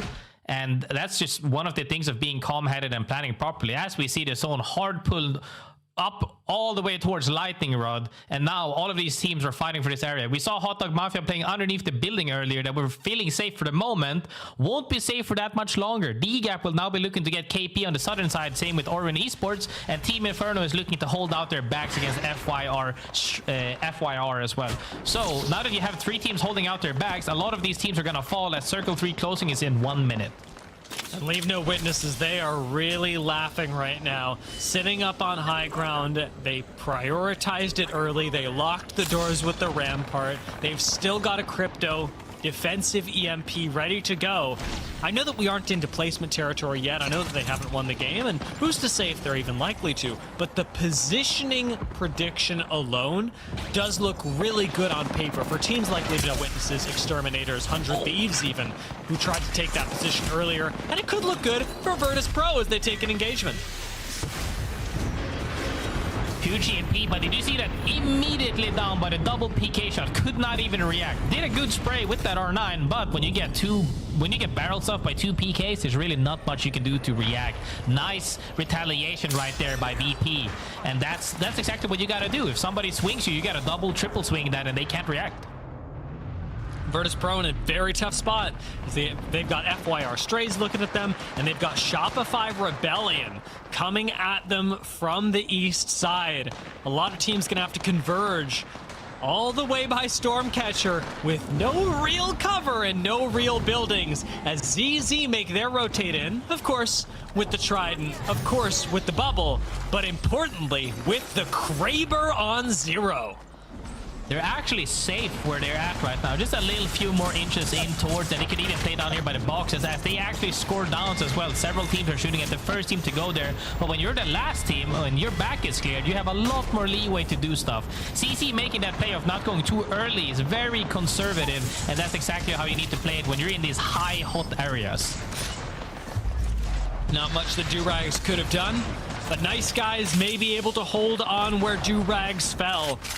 With a little bit of cover, even provided by the death boxes. ZZ are looking for angles to finish off this team, but having some trouble doing so. Nice Guys pretty safe. Shopify Rebellion, unfortunately not so. FYR Strays will go down as well, and TSM throw out a couple of nades right now as DGAP look to survive themselves against Virtus.pro. This whole east side devolving into chaos. James Fearless needs one good PK pump, does not get it. A Slayer answers back and DGAP goes down. We saw VP retaliate earlier. Good shots by Avoli, but not enough as Slayer says, no, I'm still up, and he finishes up the squad. CC looking very happy here with this Kraber as to see a rest getting pulled off. He's trying to shoot his toes, but not really getting it enough. Size gets that down, but they still have at least 2 more teams to go through on their way up that hill. That's just on one side, Dia. Can they make it through at least 2 to 3, 4 teams if we're talking about the teams underneath the building as well? 5 Stars fighting Sentinel up on high ground. Sentinels really want to hold on to this area, as it should provide them a safe rotate out later on. But a bubble being forced out of them does not bode well for Sentinels, who seem to be giving up a lot of space to the 5-star lads. Out comes the amped cover. 5-star have a little bit of high ground, but it's going to come down to Peacekeeper pumps, to close range shotgun blasts, and to whether Sentinels can clutch when they've given up so much space already. Lord of the Rings turns his back, gets shot in it, and Sentinels, just like that, have lost control of the fight. It's 2 down, it's 3 down. 5-star smell weakness, and they take him out. That was an unfortunate timing of repositioning. You gotta do it when they're not peeking, and he did it at the absolute worst timing. Speaking of timing, CC going for the Jibby into Trident play. Sees defenses down below, but Hot Dog Mafia is no longer there. Actually opting to sip for the tunnel play. There is a teamer as he just bounce on this team, immediately looking to wipe them and take their spot, and Zone Spammers gets immediately eliminated. That's not real. I don't believe that ZZ actually landed all of those shots. They just Maggie balled and threw a bunch of Peacekeeper pellets at them with their hands. And so Spammers disintegrated. Team Inferno have gone down, but the fastest 3v3 of this game belongs to ZZ by a mile. 100 Thieves in a phenomenal spot right now, working their way throughout that tunnel earlier on where Hot Dog Mafia was trying to gatekeep them, didn't succeed, and now they're in a super solid spot right there. Nice guys working way up this cliff like we said before. Very hard to hold as you have several teams moving up at this exactly same tempo as you, and they get immediately paged and eliminated. With Orin going down as well, the few teams left on the low ground, Cryvor and Virtus.pro, still have to deal with squads like LeaveNoWitnesses and ZZ, who are terrorizing Thunderwatch right now, taking one team on after another. And if I'm not mistaken, not dropping a member, LeaveNoWitnesses try to dance around, but ZZ haven't even suffered a knock yet and seem to have plenty of safety to reset with. LeaveNoWitnesses are lucky to have Rena get out of this alive, but that's a temporary status, whereas the KP that ZZ are getting is forever. When you have their fraggers on the likes of CC there with Zero, Funk, and Sykes, like they're just willing to take any fight, and they've been mopping teams left and right. You talked about LeaveNoWitness earlier, that they're in a phenomenal spot and they're laughing and they're happy. Positioning is great, but when you fall over in a fight like that, it's gonna be rough. As Oblivion right now shreds them fun with the shield and goes straight through the door. They were not ready for that to break, and they immediately wiped them. 100 Thieves and Virtus.pro both with a nice play by Exterminators to take out 100 Thieves, who you had mentioned were in a good spot. Exterminators have now taken control of that. Great recognition by them. 5-star get abducted down through the low ground. This was not their choice to drop, but it's been made for them, and they'll be lucky to survive if they do. Exterminators looking at this. Jelly can extend out. Serial Cat's gonna go down, and 5-star get griefed by that Ultraman. An Exterminator right now in the God spot, looking to hold off of teams. As long as they can make sure that all the other teams are fighting each other, they are looking to close out this game potentially. Some teams will be safe underneath. One team might be safe for a little bit on top, depends on how well they can set it up. But CC is not looking to let anybody play or coexist next to them. I don't think anybody's in there, just watching for the portal right now. ZZ really want to hold all this space to themselves.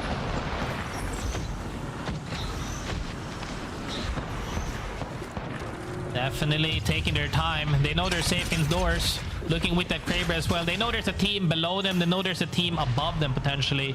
And then we have Exterminators owning 90% of the zone right now. As TSM is on the other side as well, looking to make pace on them.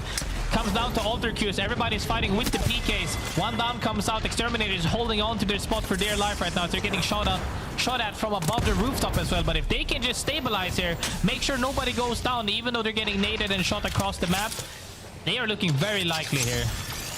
This is the smallest that Exterminators have had to play since they took up so much space, and it's actually opening things up for teams on the low ground as well. TSM may be a duo, but the duo demands respect, and it's forced Exterminators to be looking straight at them instead of focusing on controlling teams like ZZ, like Cryvor, and like Hot Dog Mafia, who are down on the low ground. Out goes some nades actually being tossed towards TSM.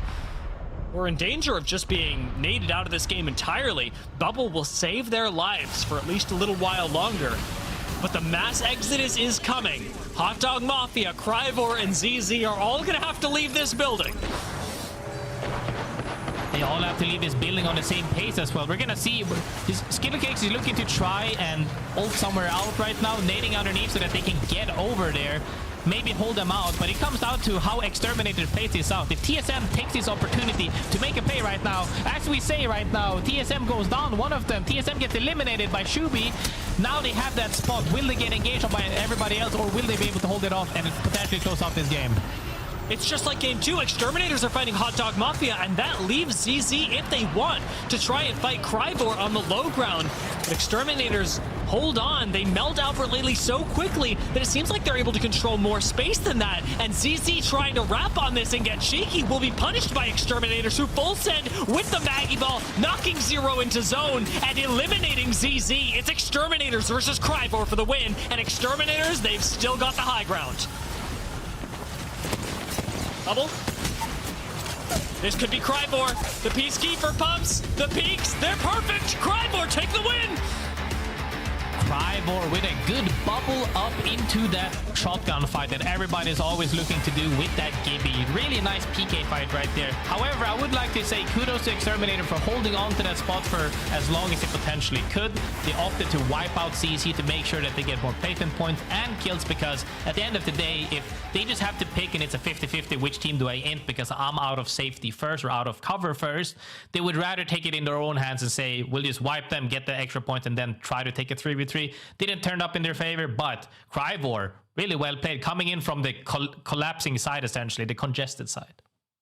Yeah, I really thought that Cryvor and ZZ were going to fight each other, but watching ZZ take the same rap changed everything, and Cryvor, great recognition of that, go, okay, well, if we don't have to fight on low ground, let's not. Let's walk up this hill, take as much space as we can, and ultimately find the win, a 20-point victory with 8 KP. Exterminators, we say this often, but living up to their name. 12 KP is a lot, and they were clearing out the entire house. They were playing that phenomenally. I hope everybody at home that has the access to the POVs on Faceit Watch as well could see exactly what went down, because there's just so much action. When the collapsing happens and there's 5 teams fighting at the same time, it's hard to keep track of absolutely everything. However, these are our 3 teams that we did see quite a lot of Cryvor Esports taking it home at the end, but Exterminators holding on aside and getting a lot of KP in the end. CC had to make, from getting from their spot and making it up that hill, even though they had a Trident in the Gibby bubble, into immediately zip lining up that we saw and just wiping zone spammers. Phenomenal macro play into the fighting with them, and then they're wiping even more in the house. It's just great gunplay from all of these 3 teams all around. And great macro play from ZZ has landed them in first place. 48 points to the 44 of 100 Thieves. Tiff, ZZ seem pretty darn in control, even with 100 Thieves' banger first game. The consistency really is key here. It truly is, and honestly, we've been in for such a treat with all the action that we've gotten from Americas. Look, I'm a big reader, and I feel like SJM at this point couldn't even write a better story of what we're getting here. After the changes between the Falcons, ZZ emerging, and just seeing the way that this has played out, it has been truly fun to witness and cast alongside both of you. But of course, we have to dive more into our halftime segment to kind of keep breaking things down and keeping everyone up to date of what's been going on across the realm, across the region. So I'd love to go ahead and say what you might have missed. Guys, if you haven't been watching APAC South, first off, what are you doing? We sent Kimchi down south to act as a sleeper agent. I'm just kidding. He's playing with ALGS, and it's been a joy to see how those initial match days went down, because we did have a double header for them. Match day 8, match day 9, both done and dusted. But I'd love to go ahead and talk about match day number 8, and then Dia will get us caught up on match day number 9. So things kicked off with JD Gaming against Bear Call Gaming in match number 1. Things got pretty heated. The Wolves Esports pack moved in quickly after that to win both matches 2 and 3. So then we get into game number 3, and the back half of the series after that kept on moving with game number 4. JD Gaming finds themselves on high ground, this time winning the match against Keep Going. And this is specifically where, you know, things are starting to look pretty bleak. Wolves pop up on top of that rock, lay the hammer down, claim the win for themselves, and then we keep on moving forward into game number 5, where I briefly mentioned Kimchi. Well, JD Gaming on the high ground here. Things get a little interesting, which you don't really have a lot of options. You've already extended your Gibby bubble. You've got a couple things. Sure, try to make a play on the zip, and JD Gaming goes, gotcha. That's my impression. If Vicky was here, it would have been way more epic, but you know, I digress. I try my best. Match number 5, ALGS, Kimchi, Player K. This team has been looking pretty stellar. They actually won both match number 5s in game day number 8 and game day number 9. But just playing around with the PKs and these like tight wall peaks leading the charge, they just did what they had to do. Now coming into game number 6 of the day, we'll talk on that one later, because basically S8UL did take that one home, but Wolves Esports, at the end of the day, 66 points, keep going right there at the top, 62, JD Gaming 59, but S8UL, despite winning that game number 6, they were just outside the top 5. But Dia, catch us up on match day number 9, because I just yapped a bit. Well, match day number 9 honestly had the same amount of excitement. It was a little bit more of a roller coaster at times. It started actually pretty calm, with Boogie Borders finding a match 1 win. But in match 2, the boys picked up the torch and actually managed to do very well before ultimately dropping onto Team Mango to find a win. In match number 3, we had QOR Gaming taking the win against Dreamfire after a very quick and very tense 1v1. But if you're wondering where Gen G are, if you've looked at the leaderboards already and going, well, you've named 3 people that weren't Gen G, how on earth did Gen G do well? Well, it was the second half that really belonged to Gen G. They ended up, I think, they took the win against Dreamfire again, so Dreamfire getting cut short once more, winning match number 4, and that ultimately set them up to win the overall day. As match 5, Gen G might not have won, but ALGS closed the match with Pricey getting a nice win against Gen G, who placed second place.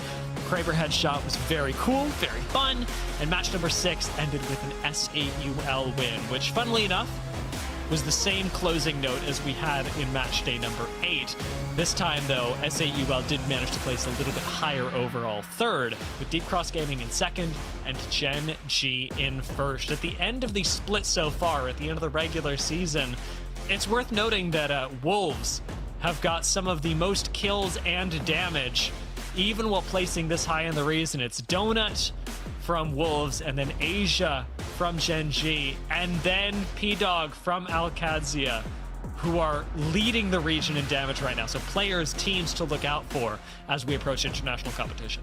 I'm so ready for international competition as we look at the overall scores here from APAC South. Graceful, kind of give us your thoughts, because we've got our 20 teams locked in for regional finals. First and foremost, if not everybody absolutely loved those clips and the difference between the movement there with the tap stripping left and right, that intense 1v1, both of them tap stripping. One was trying to cover, one was tap stripping, shooting, and one. That type of gameplay is what we see in this region. APAC South delivering on that aspect. One thing I will say though for sure, if one of your favorite teams is in the top 20, you're smiling because you will see them once again in the finals. But if they're not in that bright, I wouldn't even say bright, the golden nice number right there on the 20th and upwards, we're gonna be a little bit sad to not see them as much anymore. However, it is not the last chance, because we're gonna be moving. If you're not making it into the regional finals, you still have one last chance in LCQ, last chance qualifier for people that haven't too familiar with it. So I think that you can still share them on. That was just the reps. They still have one more chance to go, but if not, we'll have to see if they can make it to Sapporo. Well, that's what you might have missed, and apparently it's a heck of a lot of action, because we have just been having so much fun in all of our different regions. And Graceful's over there hyping up the movement that we're going to witness on international land competition. So let's go ahead, let's get you some more information on how you can snag tickets to ALGS Champs, because it's coming back to Sapporo. We wanted to give you a bit of information on where you can lock down your tickets for the big event. They're going to be live next week on our ticketing partners website, Zyko, on October 11th, 1 a.m. PT, 4 a.m. ET, and 5 p.m. JST. We love time zones, so make sure you go to Google, convert whatever you need to make sure that you are locked and ready to buy those tickets if you're going to be attending Japan. Of course, it's actually going to go live during the first regional final of Split 2 for that region. You can also find more information as that day nears on ALGS's website on the Year 5 Championships page. You can also see all the latest information about champs, exciting updates, news, all of the cool features. So just make sure you set your reminder, set your clocks, whatever you got to do to get that ticket. You don't want to be like me. You don't want to miss out on Japan. I had a ton of FOMO. I heard how cool it was. So if you have the means to do it, please go check it out. ALGS lands are truly unique and spectacular. There's not a word to be able to describe that, but if maybe Japan's not in the cards for you, there's a cooler event close to home over here in the Americas. It's back. Red Bull Legends Inn is returning this December in Chicago, Illinois. Let's go ahead, let's roll the video, show you more about it. Yo, nobody does it like us. The unstoppable, the unbeatable,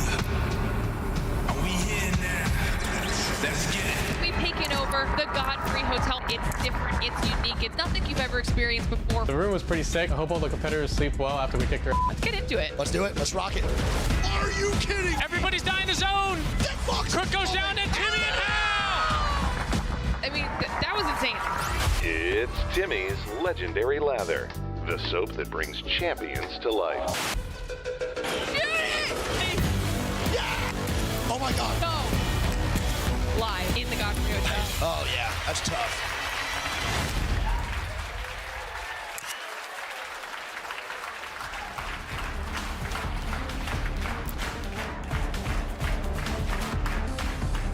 That's right, y'all. Red Bull Legends Inn is returning this December 5th in Chicago, Illinois to the Godfrey Hotel, where 19 teams will compete live in an Apex Legends Duos tournament for a $25K prize pool. You think you and your duo have what it takes to compete against Apex Pros? Signups are now open at battlefy.com/Red Bull Legends Inn to compete in the online qualifiers on October 25th and 26th, where 2 duos will win the opportunity to compete live in person at the Godfrey Hotel, Chicago.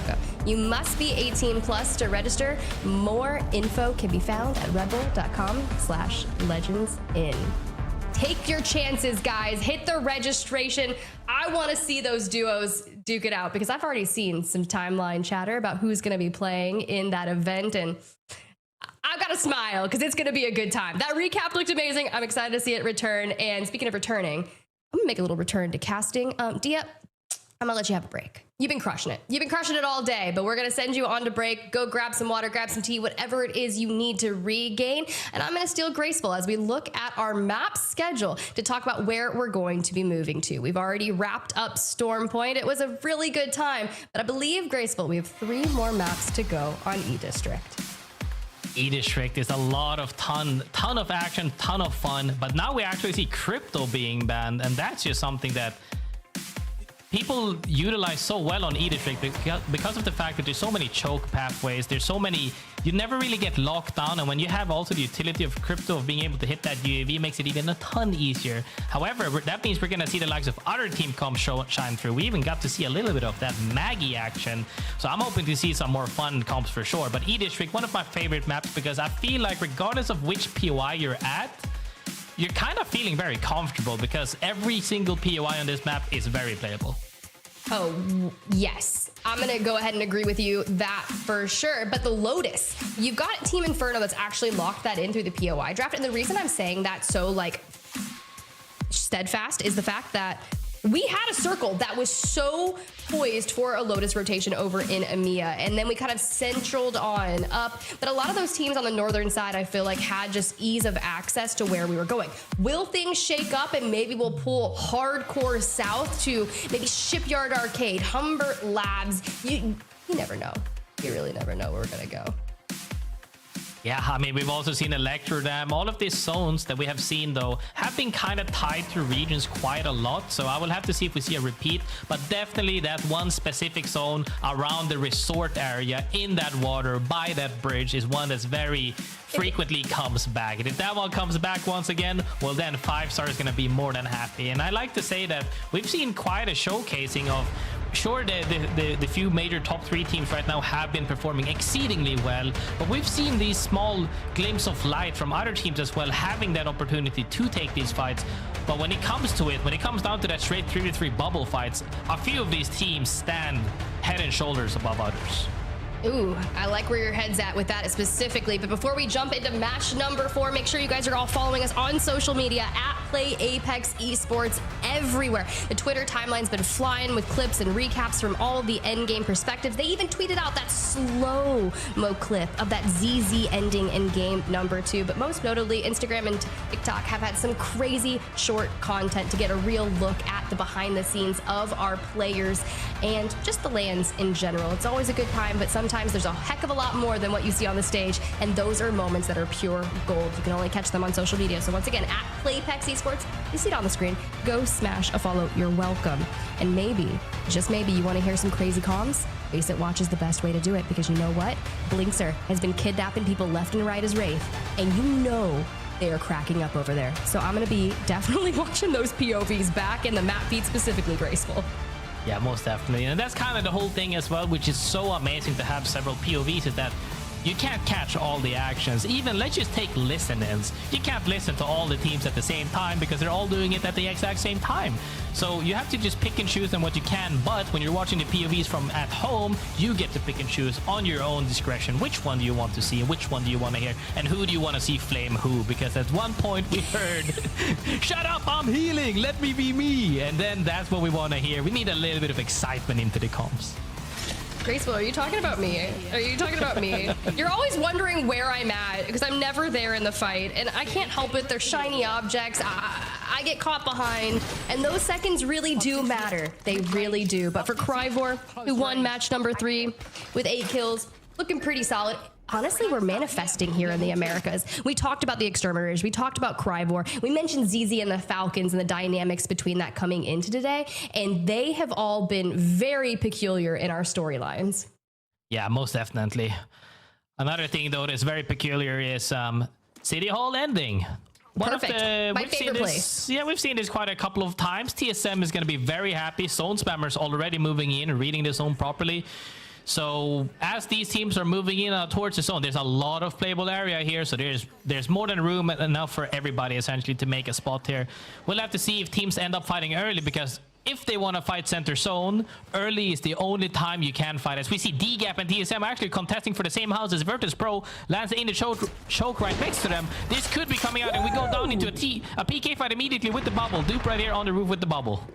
Put me right into the action. This is why I love E-District. You love the playable space towards the end, but what if we actually don't have all teams making it there? Dupe just holding down the fort on the roof, dodging Skynades, and Panic kind of keeping tabs on them. I don't imagine the fight actually breaks out here. We're gonna just kind of hold this roof, right? Surely they don't send TSM. I mean, I think it might be TSM sending them, honestly. This is the thing, is that if you want to fight, now is the time to fight before more teams are moving into the potential 3P. But if they don't fight within the next couple of seconds, I would say probably 30 seconds to absolute most a minute, they probably won't fight unless they catch somebody off guard and somebody manages to sneak, like crouch walk or something like that. But as it seems right now, they are looking to just play it slow, play the rooftop. We have a solid spot. Let's see where it plays from here.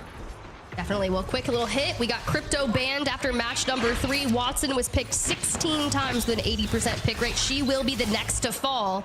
But a ton of people picking up not only Watson, but Alter, Mad Maggie. And Wraith is kind of that niche pick. I will let you guys know that Blinkster is still locked on to Wraith, still looking for the kidnaps. And Panic, you said they weren't going to send him. Dupe down, Panic down. Jet has to clutch. But on the Watson, we are going to see him just totally dip on out. MT was right on the other side, looking to try and hunt him.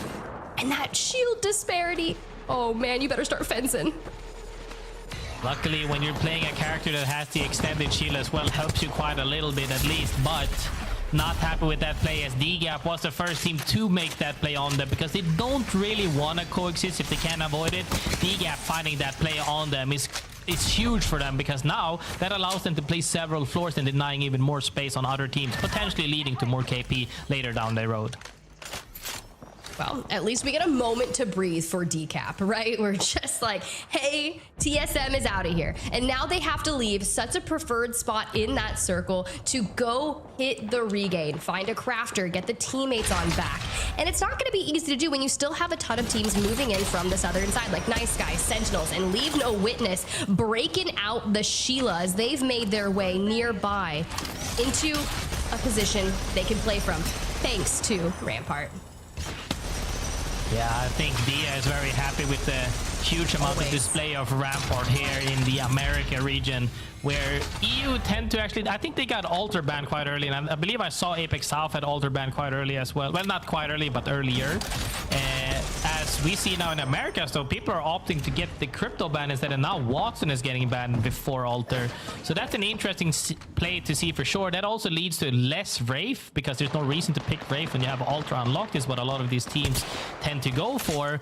But however, some of these teams, or in esports specifically, opting for the Wraith rather, and also picking that Maggie. Oh, well, or in esports here. 13th overall, 9 points. Need to come up on the back half of this series, which, you know, it's not too late to make a play for the top of the leaderboard, considering how tight-knit the top couple teams are. It leaves a lot of room for everyone else to kind of move around and try to salvage some points on the overall day.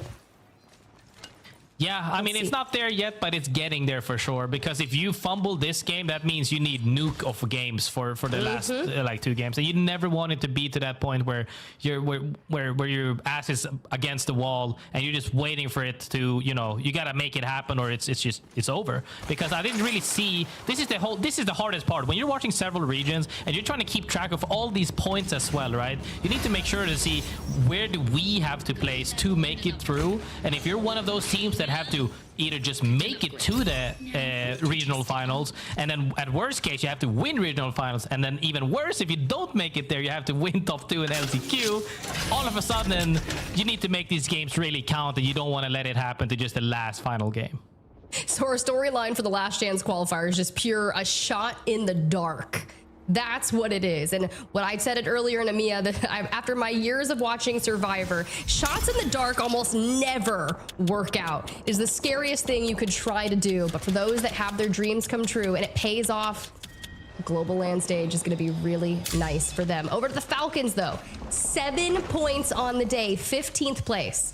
You're talking about a nuke of a game. They need one.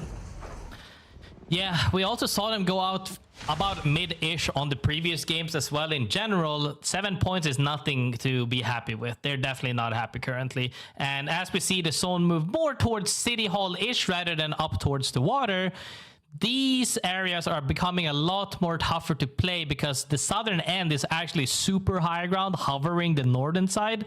So when you get to that point, the collapsation the collapsing that happens on the north side becomes even rougher when you have the deciding team on the southern side, where we saw DGAP fight TSM earlier, and Exterminator has also moved into the same building, I believe. So once that brawl happens, it's just a free-for-all for the teams down below, whereas the teams above will be raining down hell on them. Well, at least the teams that are making their way into the circle now, they may be late 100%, but you're playing for that next circle information, that next zone, so you can plan that course of action. The tough part about where it's going, yes, a ton of people can live in that area and coexist, but not all 20 teams are going to make it towards that mid to late game. And for Durags, who just made sure they've got all 3 players, they're sitting triple blue, they've got to enter on down through the south side. But TSM, who wouldn't normally be here, are still lurking about solely because they had to hit a full team reset. Yeah, and that's all about the timing as well, is that when you're on the same pace as other teams, because of the fact that, you know, one team might just be late, but one team had to reset, all of a sudden they get held by one team. And it just comes down to, 1, did you scout the other team that's on the same pace as you? And 2, which team gets held out first and gets opened up for the 3P essentially. So you have to make sure that you actually find all of your angles and actually scout properly ahead of time to see which choke is free or not. Because there's so many choke entrances here that you can go through that you're not really stuck until you put yourself in that scenario. So you want to avoid that at all costs. Make sure you scout properly and don't just go in blindly, because that's how it goes. You go in blindly, you get surprised by a team, you try to go back out, and then there's a team holding you there as well. Well, nice little free cam of where you can see 100 Thieves holding down. They still have to kind of work their way in, but they're also controlling the survey beacon and the ring console. And by sitting out here, you're denying ease of access to other teams. For Durags, they were poking at TSM, and they decided to head over towards the eastern side of where the circle is. Are they ratting? They are. They are. They're ratting, Graceful. One of the least favorite things, but you gotta do what you gotta do when your back's up against the wall, except it doesn't pan out. They give away the information. If you get a knock off of ratting situation like that, I find it okay. Instead, the jig is up. Yeah, 100%. Like, don't get me wrong. Nobody loves to get ratted on, but when you rat at other people, you always laugh. It's yes, kind of one of those scenarios where you're, like, you just gotta be aware of it and then make sure it doesn't happen to you. But at some point, it happens to absolutely everybody. However, nothing really came out of it there. He only did a 90 spray, didn't actually put him down, so that's really good. Both of the teams survive and are more than happy with it, especially the team that almost got ratted on.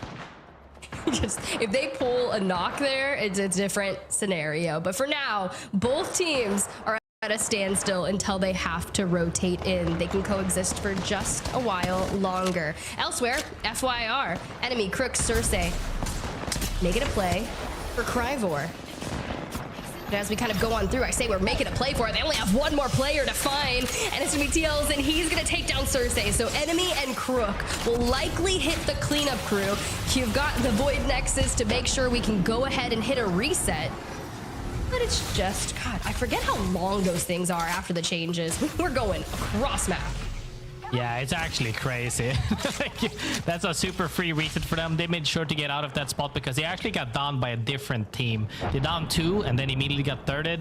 Made sure to say, hey, we got, I'm not too sure. Did they get the KP as well? I saw the downs and they're happy to just reset, making sure that they stay alive because next zone is when things really start to heat up.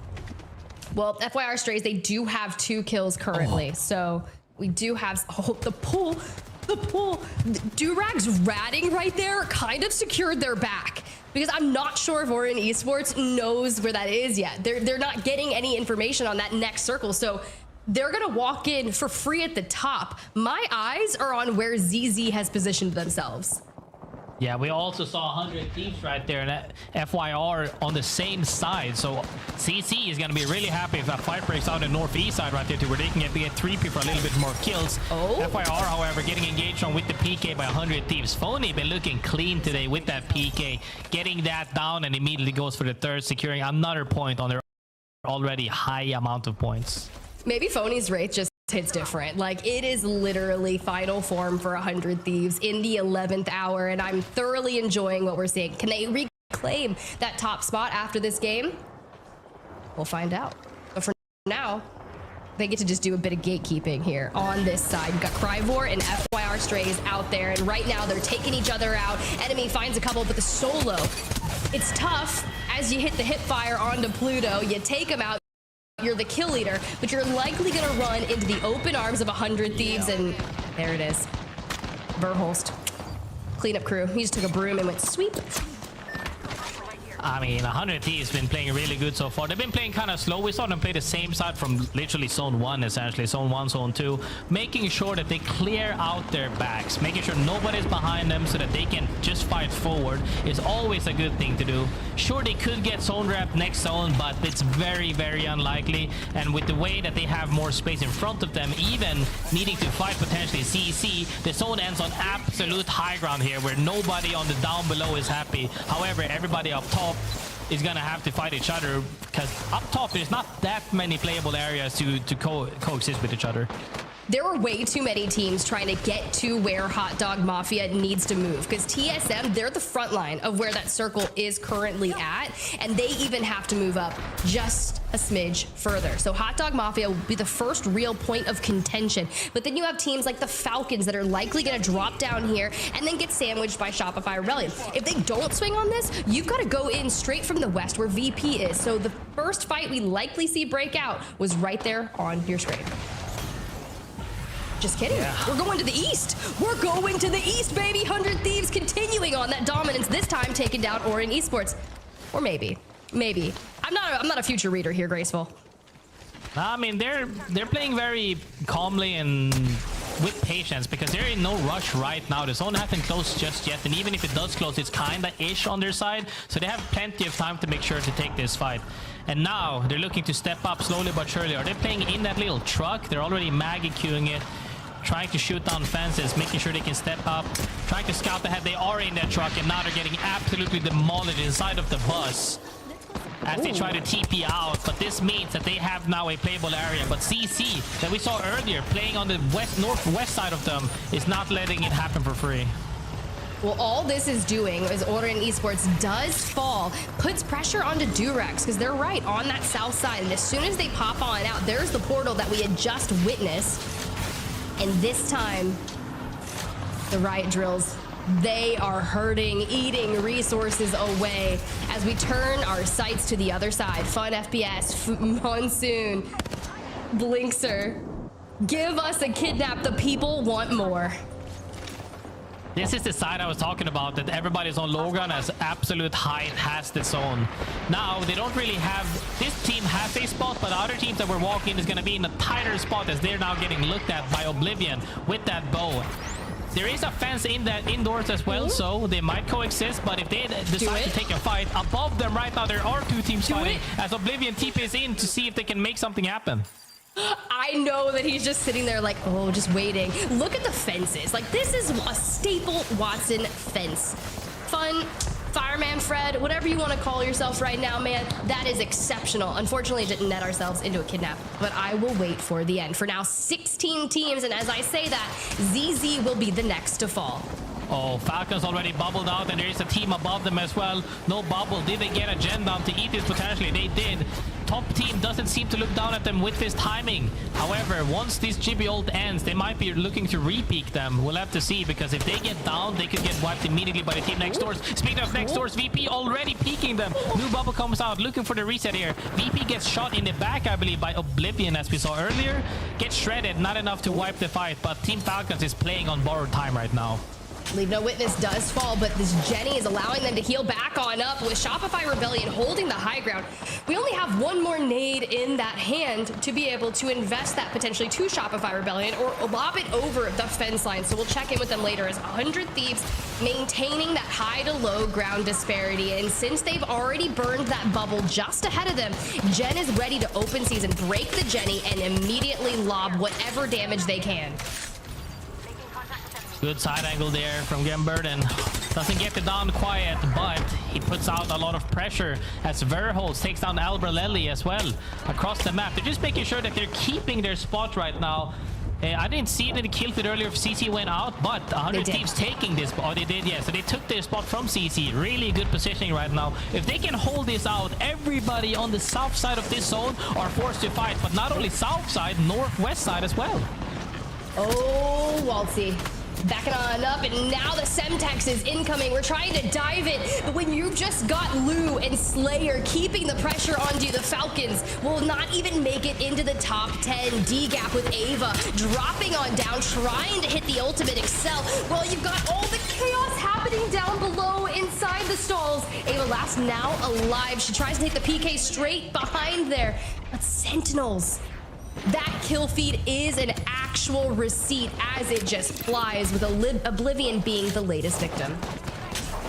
Oblivion, VP's laid out as well. TSM is laying out as well with those kills. DGAP gets eliminated as well. All of these teams that were fighting with the zone closing right now have collapsed properly. Sentinel still playing that little ridge line, I guess, the slope right now. One of them gets down. Will Hot Dog Mafia on the inside hear this?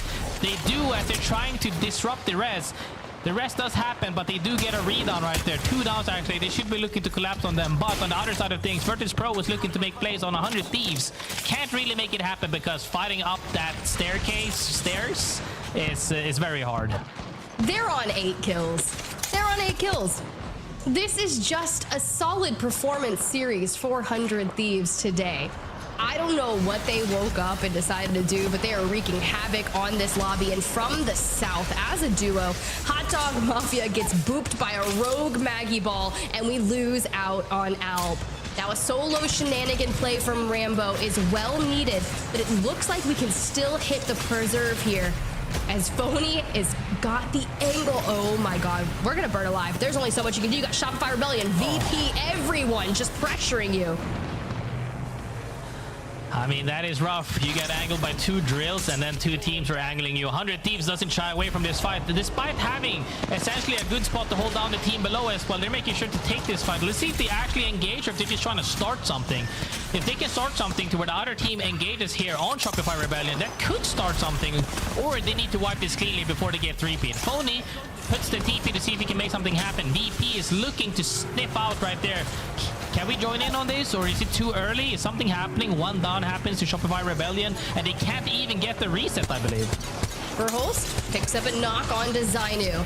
But for now, it is the equivalent of a Spider-Man meme. As you see, 100 Thieves just says, we are taking it. We are going to clear out our left. They take down Shopify Rebellion and immediately turn their attention onto VP, but it's just too quick.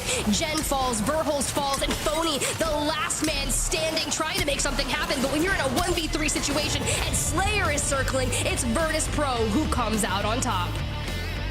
Virtus.pro is actually in a really good spot right there, because it comes down to 100 Thieves making the decision. Do we let this team below, do they need to engage on us? Yes, because the only way up is that staircase from the sides of 100 Thieves. Decide to opt to say, hey, let's just take this fight, wipe out them, and essentially play for second, because sure, you could get the armor swap and potentially turn on VP coming up those stairs, but when we saw what happened right there, the triple swing with the PK, he got a shot off and immediately died, and the bubble came down. There's really not much you can do, but kudos for VP coming in from the northern side at collapse and then up those stairs to the 3P. Good solid way to close out the game. Yeah, I think it was done, and I love that you called it out. You're like, they're immediately just going to play for second. They roll through it, but VP's performance nets them 9 kills. 5,000 damage. They were constantly pressuring. Now, they're a part of one of those teams that when you think of where Hot Dog Mafia was, this was the team that was kind of diagonal from them, where you had 100 Thieves positioned to their east, and then you had Shopify Rebellion just towards the left. And what 100 Thieves does is they actually take the position away that Hot Dog Mafia had, and then it kind of wrapped them around, right? Led to a huge amount of success, because if they had moved on to Virtus.pro at that point in time, they would have fallen around the time when Hot Dog Mafia went. And Hot Dog Mafia probably would have third party, but those results come through.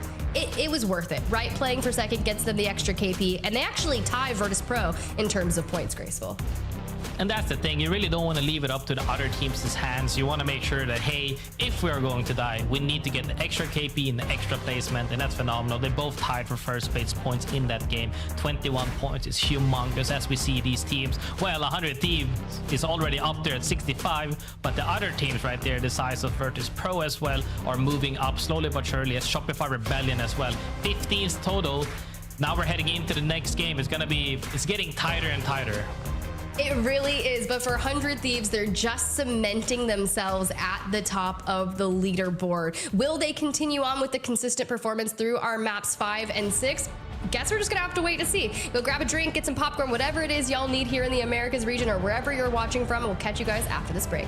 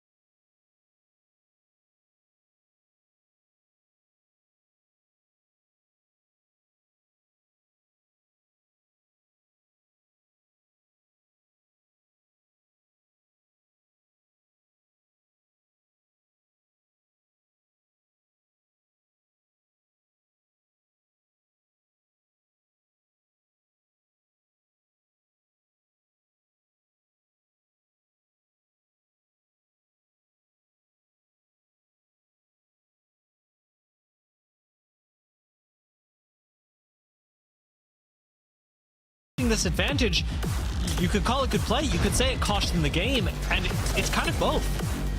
I mean, we're talking about costing their game, but when we look at it from the POV of VP, they're coming up those stairs regardless if you want it or not. And if they come up that area, they're bound to run into you as 100 Thieves. So they opt to play for second instead, getting the KP and placement guaranteed, which in my opinion is always the best play to do, as VP comes out on top. But the odds of them just running into Shopify belly when they're further away is very slim to none. So rather than just having an RNG bubble fight, like if they lose to VP in that bubble fight, they would have less KP, less placement, and just overall not worth it. So I think it's the consistent play to do, and VP just managed to get the 3P, which is nice for them. But Shopify Rebellion got caught, and then that cost them the game. And 100 Thieves on the other side have certainly stayed consistent throughout the day. It's what's let them stay at the top of the leaderboard, and I mean, they have looked really, really good. They may not be just slamming games like they had in game number 1, but the amount of KP that they are collecting, the placement that they are collecting, is more than enough to keep 100 Thieves in a comfortable lead. Now, when we look at the games yet to come, VP have just won a game. I want to note that off the back of that game, we've got Watson taken away. Alter, however, still in the picture, and the fact that that's still true on E-District is really, really telling. Alter is so powerful. We saw it on Stormpoint. We're definitely seeing it in E-District with that VP win. And the fact is that she's probably going to make it all the way to the end. Yeah, I mean, it's one of those characters that allows for, I would say it enables you to have room for more mistakes, because you can throw down a TP and then run somewhere and then actually just TP back out to safety, as we saw right there. We saw a 3P happen and TP out into the zone to get the reset and then walk forward again. And when you have the room for those mistakes, it allows you to take more risk, a lot more, like, not as high risk, high reward, but rather, like, I would say almost low to medium risk with really high reward, because if it's free, you have your spot, you have your base. But if it's not free, well, we reset, we try again. And that's always a nice thing to have in the back of your, in your sleeve, essentially, to have there. You know, I've always been curious about this, Gracel, so while we're taking a look at the draft, I want to know, I see so much Lotus priority, and I don't deny that Lotus is a good POI, and I'm sure there are kind of mid POIs on E-District. But for the most part, we've talked about this being a very balanced map. Why is Lotus so popular? Why do so many people first pick Lotus if you're going E-District, as opposed to something, say, like Draft Point or like City Hall? I mean, it's kind of the same thing with Electrodam as well. There's just a ton of loot there if you want to. Good rotational access. You have the access to Balloon, which is further makes it even faster rotational for you. Never mind the fact that I'm not too sure many teams have been doing it just yet, but some teams also pick preferentially towards which zones are currently active. So when you have a team pick that says, hey, there's about 4 active zones out of like the 6 typically normally played around us, then that makes it even more of a pick, because you have the zones in Electrodams, you have the zones in City Halls, you have the zones up there in Resort as well. And when you have those zones that are currently active, it just helps alleviate that pick as well. However, I would like to say as well, it also comes down to your playstyle, because yes, you can play out early, especially on this map, because like I said, there's so much playable area on the map. But if you're one of those teams that really runs home the whole, we want to just have triple purple before we walk in on at fastest medium speed, but preferably at super latest, clear out our backs, and obviously always look to take fights on repeat, then you're still not probably going to opt into it. It just comes down to preference, really, because I think that isn't that a good stage at where the game is at, when you have preference, and that's more important than just needing to pick meta spots? I mean, it's certainly been a big buff to the scene, especially with the introduction of POI draft. It does feel like folks are able to lean into stylistically what is best for them, but looks like we're going back here, Grace. We've seen a lot of City Hall in our day. We've catched a lot of E-District, and I'll be honest, I know this better than I know some people in my life. City Hall is where we're going. I mean, this is kind of what I say with that. Like, I know people have been doubting me, but I've been saying this for 6 years at this point. When there's active zones, and it changes by seasons and sometimes patch, they are active. That means highly frequency. And when we see City Halls to City Halls to Resort to City Halls to Resort, well, then at that point, something got to click, and you're immediately looking for it. We see a couple of these teams immediately recognizing where the zone is. whether or not they actually have the beacon knowledge or not, they were just heading there immediately and saying, hey, we know where to go. Team Inferno looking to fight. Like we said earlier, when you fight in zone, you fight early, and the fight is about to happen. Seems to be benefiting Team Inferno right now. They've got a lot of zoning tools out there with the mag drill, with the thermites. Virtus.pro completely undaunted in their own engagement up against Nice Guys. Have high ground and the first knock, even a full thirst. So a point going over to them, as well as presumably the fight and all of this space, because if you've lost one this early on, I wouldn't turn around as Nice Guys. I'd let this go. This is also one of the things as VP does well, I think, where you have the momentum from winning a game. It definitely fuels a fire underneath you, where you're like, hey, we just won the game, let's close out this series now. And you can see that they're just running at people. Well, not just running at people, they just immediately get that KP, secure it, and now they're gonna keep going with their plan. And when you have a game plan and you pre-plan properly, things are just looking good for you. Shopify Rebellion dialing things up to 11 in this game, taking out Hot Dog Mafia so quickly. And honestly, good for Shopify Rebellion. A team that I'd expected to be dominating based on their scrim performance this week has instead been pretty quiet, sitting at around 11 after the course of these 4 games. If they're going to pick up the pace by taking out teams, I do not mind it one bit, especially as we dive into our last 2 games of the day. CC unsuccessfully tried to rat a team, couldn't get it down quite just there.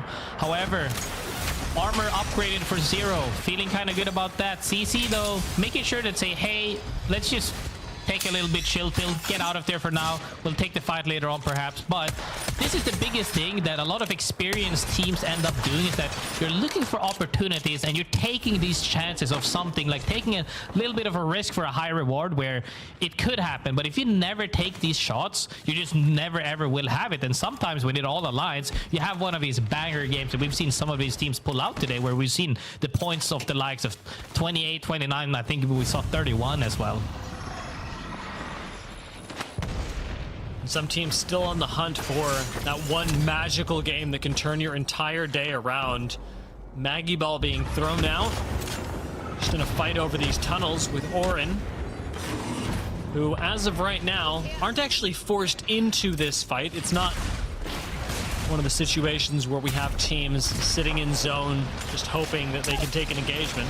Completely of their own free will, and Virtus.pro maybe taking free will away from others. ZZ get wiped out almost by Lu single-handedly. Those were 3 kills straight to Lu. Lu puts down CC as they immediately catch them.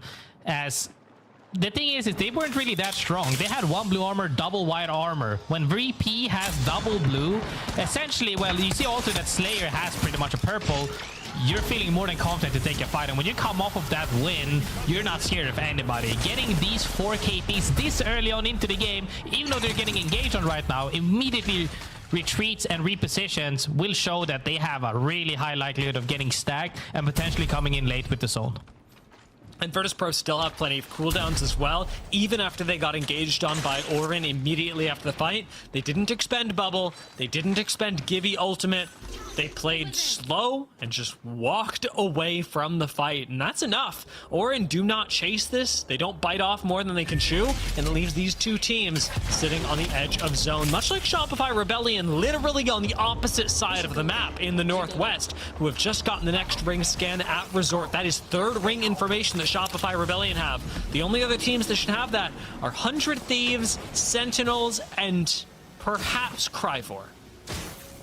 Yeah, making sure to set up for the late game, essentially. They might even go for another one on this route, potentially. I don't think so, though. They'll probably just walk in slowly, ease in, and then play slowly.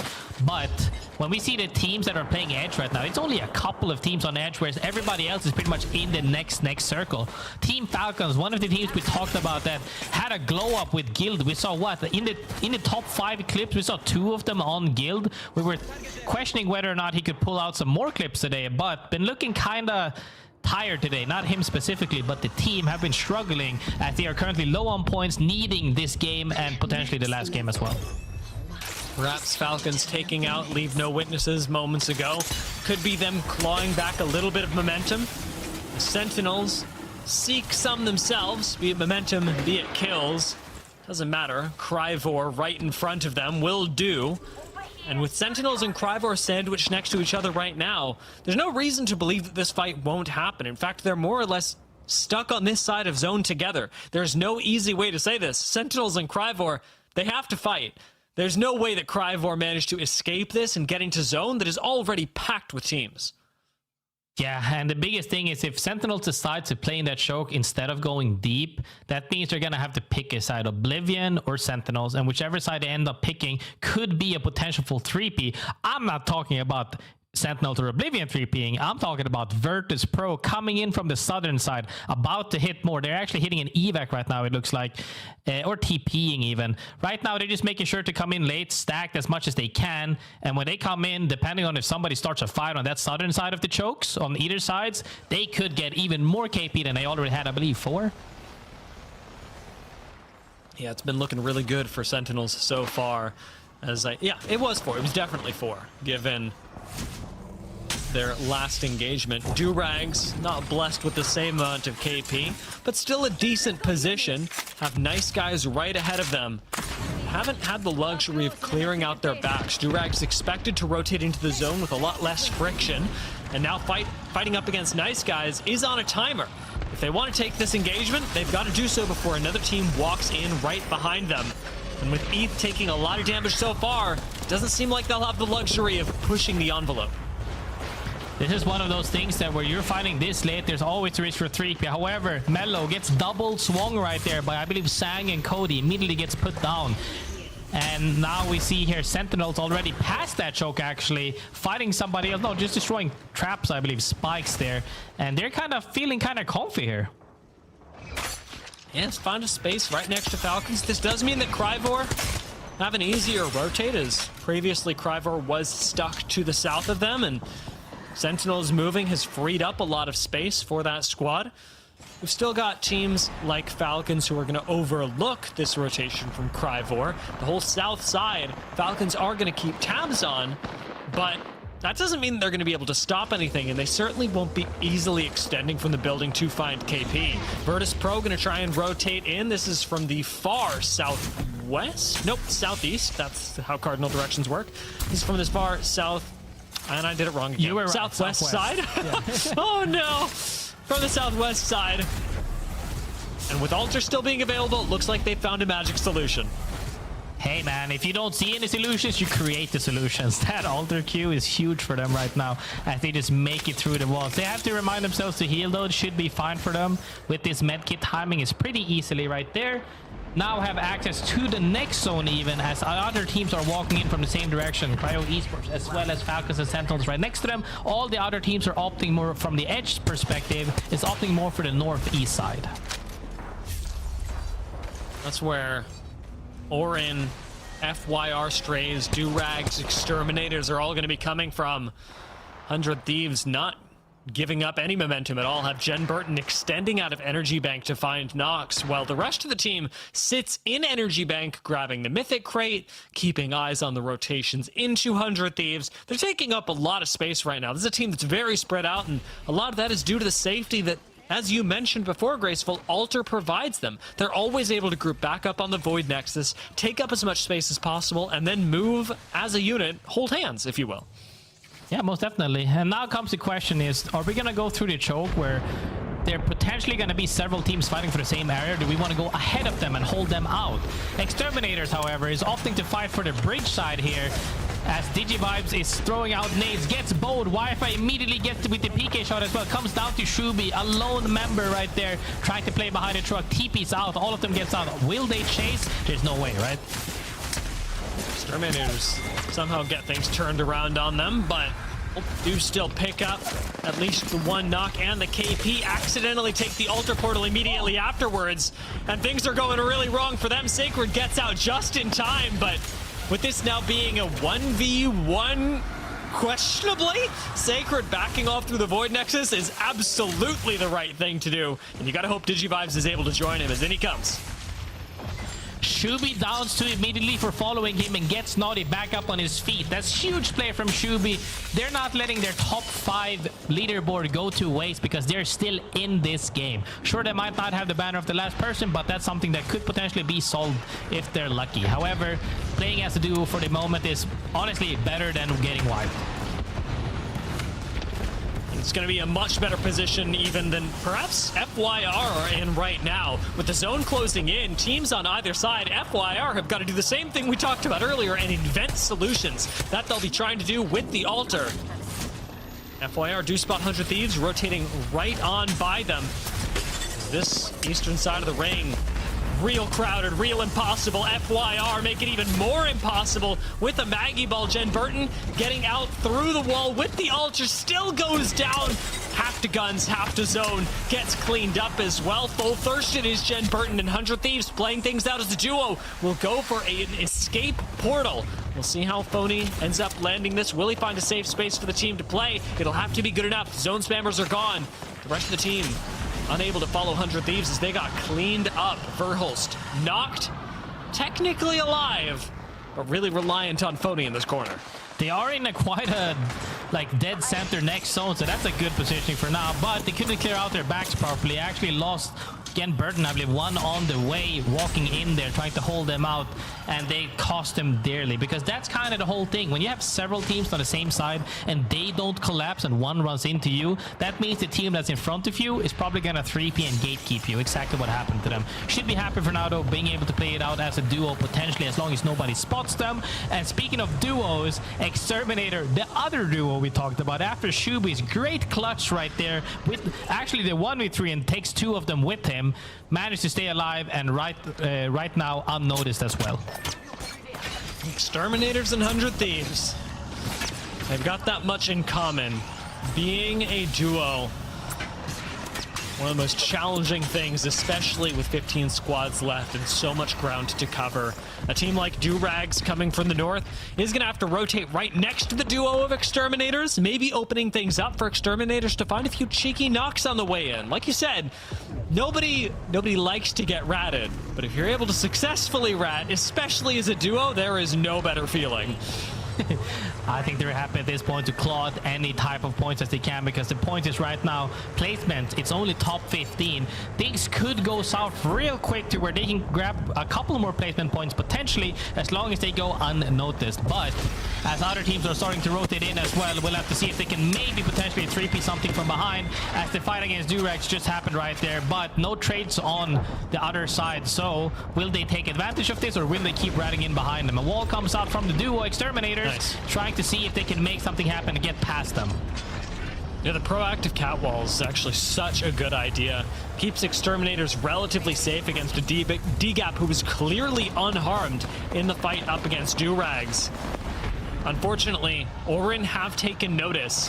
As TSM and Oblivion both go down, we've still got Exterminators as a duo who are able to create a space and even outlast DGAP, as the catalyst wall that they threw out saved them from the aggression of 5-star on the low ground. If they could get that wipe on that team as well for some extra KP before they get engaged on, as I say, they get immediately dropped on. Criver Esports does get eliminated, but it comes down to... Yeah, Orin Esports gets eliminated as well. Exterminator got eliminated. The duo is now out, one of them. Nice guy sitting in the staircase that we saw very well VP win the last game from, is now looking to see if they can seal the deal. I'll be honest, Orin getting very thirsty for the duo ultimately cost them their lives. Nice guys are happy to inherit all of this high ground, but it is an awkward play that leaves Nice guys stranded up here in a, I'll say, pretty good position, but costs Orin quite a bit of space that they could have had, or at least shared, with Exterminators. Sentinels all the way down low, and Falcons, having predicted this zone since Ring 1, have been sat in this building for probably the past 10-15 minutes. I mean, it's looking really solid for them as well, because KPs will come out eventually as they're forced outside of the house. But you want to get to a point where you can create space before that. There's only 8 teams left alive right now in this zone, to where there's not really that much KP left to take. And when you're that far behind on points, especially if you want to end somewhere where they're expecting themselves to land, potentially in the top 3, top 5, well, then you gotta make something do right now. Nice guys, unfortunately can't make anything happen. Do go down to a combination of Falcons and I believe it's Virtus.pro? Sentinels. 5-star gonna rotate right behind them. Still hugging this wall for a little bit of safety are Sentinels, and 100 Thieves, I will say, still ratting. Not as a duo, as a solo. It is just Phony left in this game. But he's keeping the consistency alive for 100 Thieves. Yeah, they've been in a rough spot ever since they got caught in that choke trying to survive Shopify Rebellion once again. Last game they were here, but they were on another positioning. Right now looking to close out this game with a couple Skynades. Also has the P2020 and had Sinus decides to go up this queue, see if he can make something happen, but immediately goes back down. I think they're happy with this for now because they can opt to go up even later with their own altar. So maybe play a little bit slow. Yeah, playing off the low ground. It's not like anybody's going to poke them. Top 6 right now for Phony. Again, as a solo for 100 Thieves. Sentinels are right next door to this, but aren't actually playing in the small gazebo that Phony is in, giving him a lot of safety since he essentially gets to use a whole nother team for cover. What Falcons do in this next zone close, though, is going to determine most of the game. They have high ground, and the side of the building that they choose to drop down on, given that they have no Gibby bubble, no safety, no reset potential, is going to be the side that we see the big fight break out on. The cool part though, look at their comp. They have Catalyst Spikes, they have Sparrow ult, and they have Maggie Drills and Ball. When you have all of that at your advantage from absolute high ground where you can see everybody, people will get lit up. Shopify Rebellion do lose one. With an altar portal, they do get back down to the low ground. So there's just a random Catalyst wall covering nothing, but nobody knows that. Everybody thinks Shopify Rebellion is behind it. Oh, and they come back up, and the Catalyst wall goes down, and it's cooked for Shopify Rebellion. A couple of awkward plays do not, unfortunately, go their way. Shopify Rebellion go down. Nobody controls the empty space, and Falcons still bide their time from up on high ground. Which side will they choose? Virtus.pro in shambles on the low ground. Big damage being dealt by Waltzy with the Stinger Bolt. Still has 2 of them. But it's about patience for Falcons, who drop down Catalyst Wall and choose to finish off Virtus.pro before anything else. They do it cleanly, missing only maybe 10 health, but the Skynades start changing that. Hal gets knocked back. This Catalyst Wall still up, lets Falcons reset. And Sentinels are starting to push up in a way that doesn't let Team Inferno do really anything. 100 Thieves finally go down. Sentinels take the high ground, and it's Falcons versus Sentinels for the win. Sentinels have the high ground. Riley's got the G7, but Falcons are all holding hands until Sentinels rip them apart. Gotta say though, good play from Falcons, playing that house the entire game and then even scoring a couple of KPs, but Sentinels coming from outside the zone, playing kinda late actually. Had to ease their way in through that choke, played down by the water essentially, that little slope there southeast of Falcons, and then made it work from playing underneath the building and around. Nice way to close out that game and even getting a couple of more KPs, but I'm not too sure how many they got exactly, but they're more than happy with that because we still have one more game to go.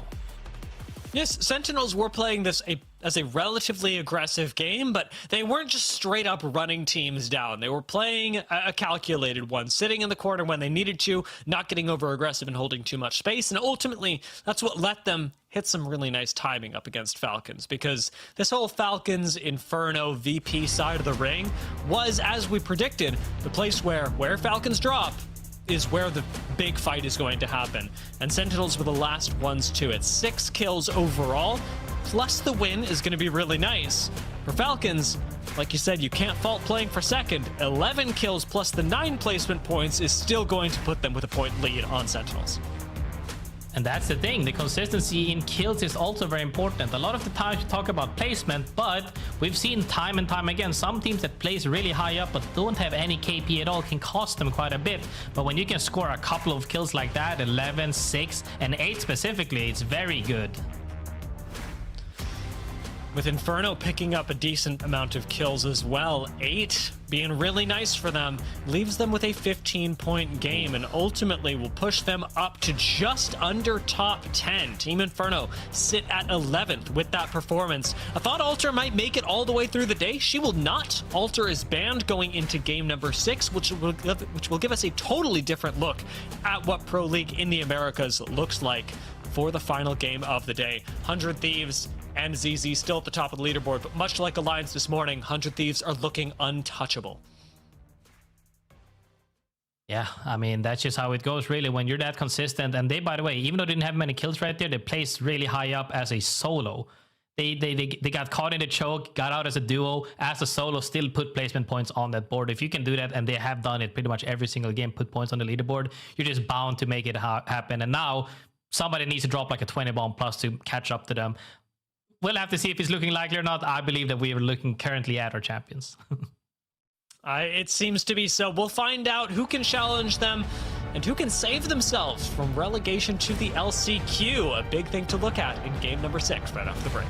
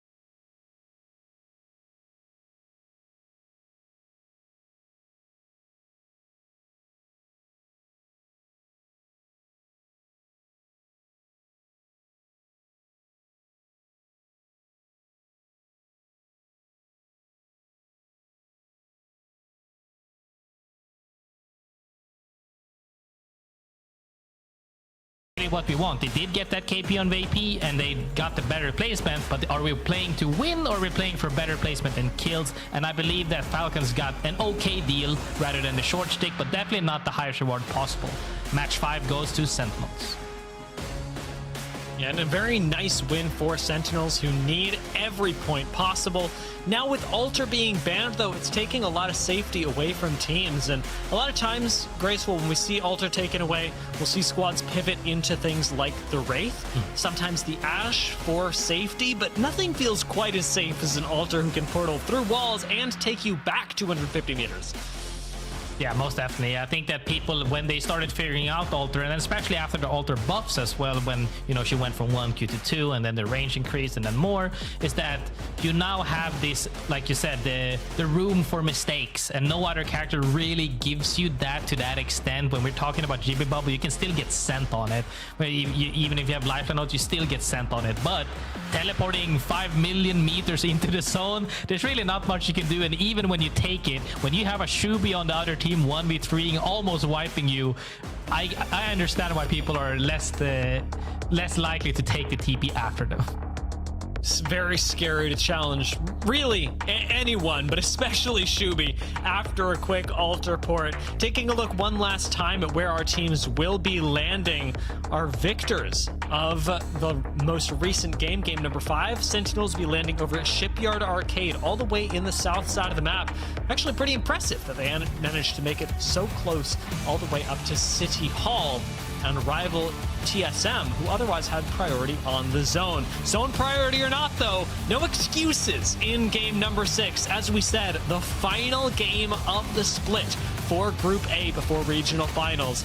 And for our winners, Sentinels, perhaps the chance to double down and find themselves another win, and importantly, some safety. This is about not just making it to Japan, but qualifying to the regional finals. And Sentinels, coming into today, were 19th out of the 30 teams.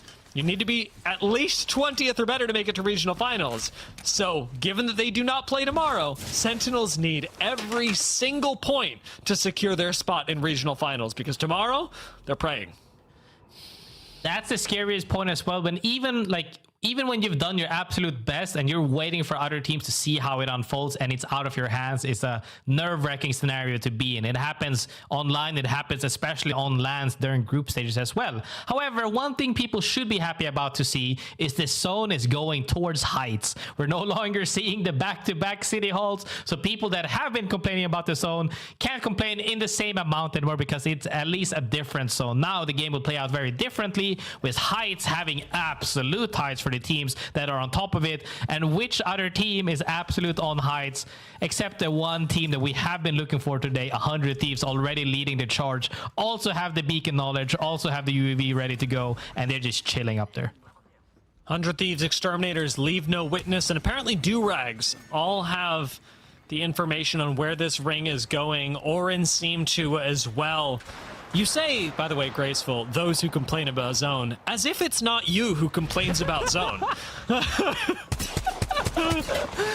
Okay, you say me and I agree me. By the way, I have never forgotten my 30 out of 36 zones in lava, in big mod and goddamn north, south, east. Oh yeah. Set, okay, it was 30 out of 36 that Pro League split. I'll tell you that. Okay, we'll never forget it. However, I will also say that a lot of these teams and all the fans at home, when they see a team that they love to watch and follow, when they struggle with a specific zone and then there's the same zone again that they already struggled with, it leaves a bad taste in the mouth. Don't you agree? So when they have a breath of fresh air to see another zone to where they can get a little bit more hope and sparks of idea to this can be different, it's always a nice thing to have.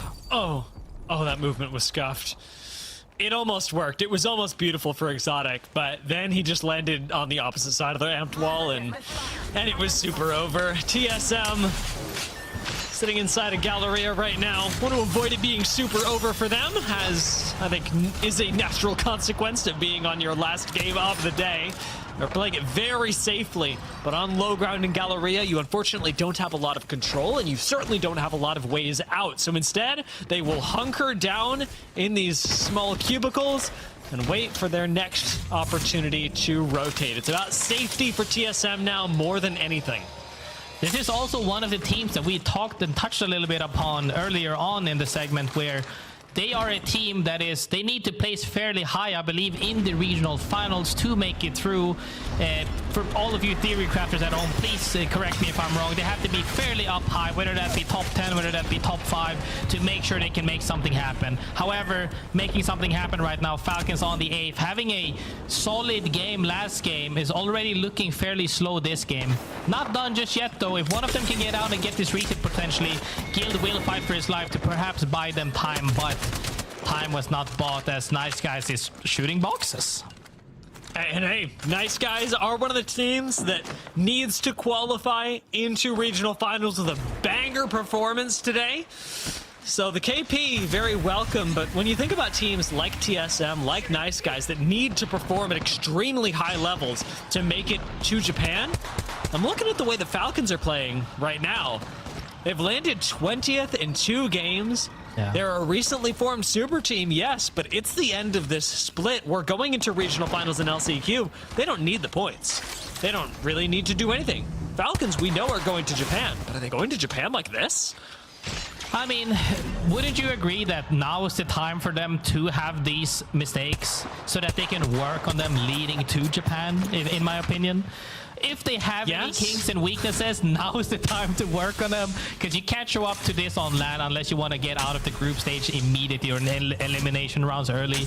But they have the time and they have the reps in potentially to work upon this. It's not over.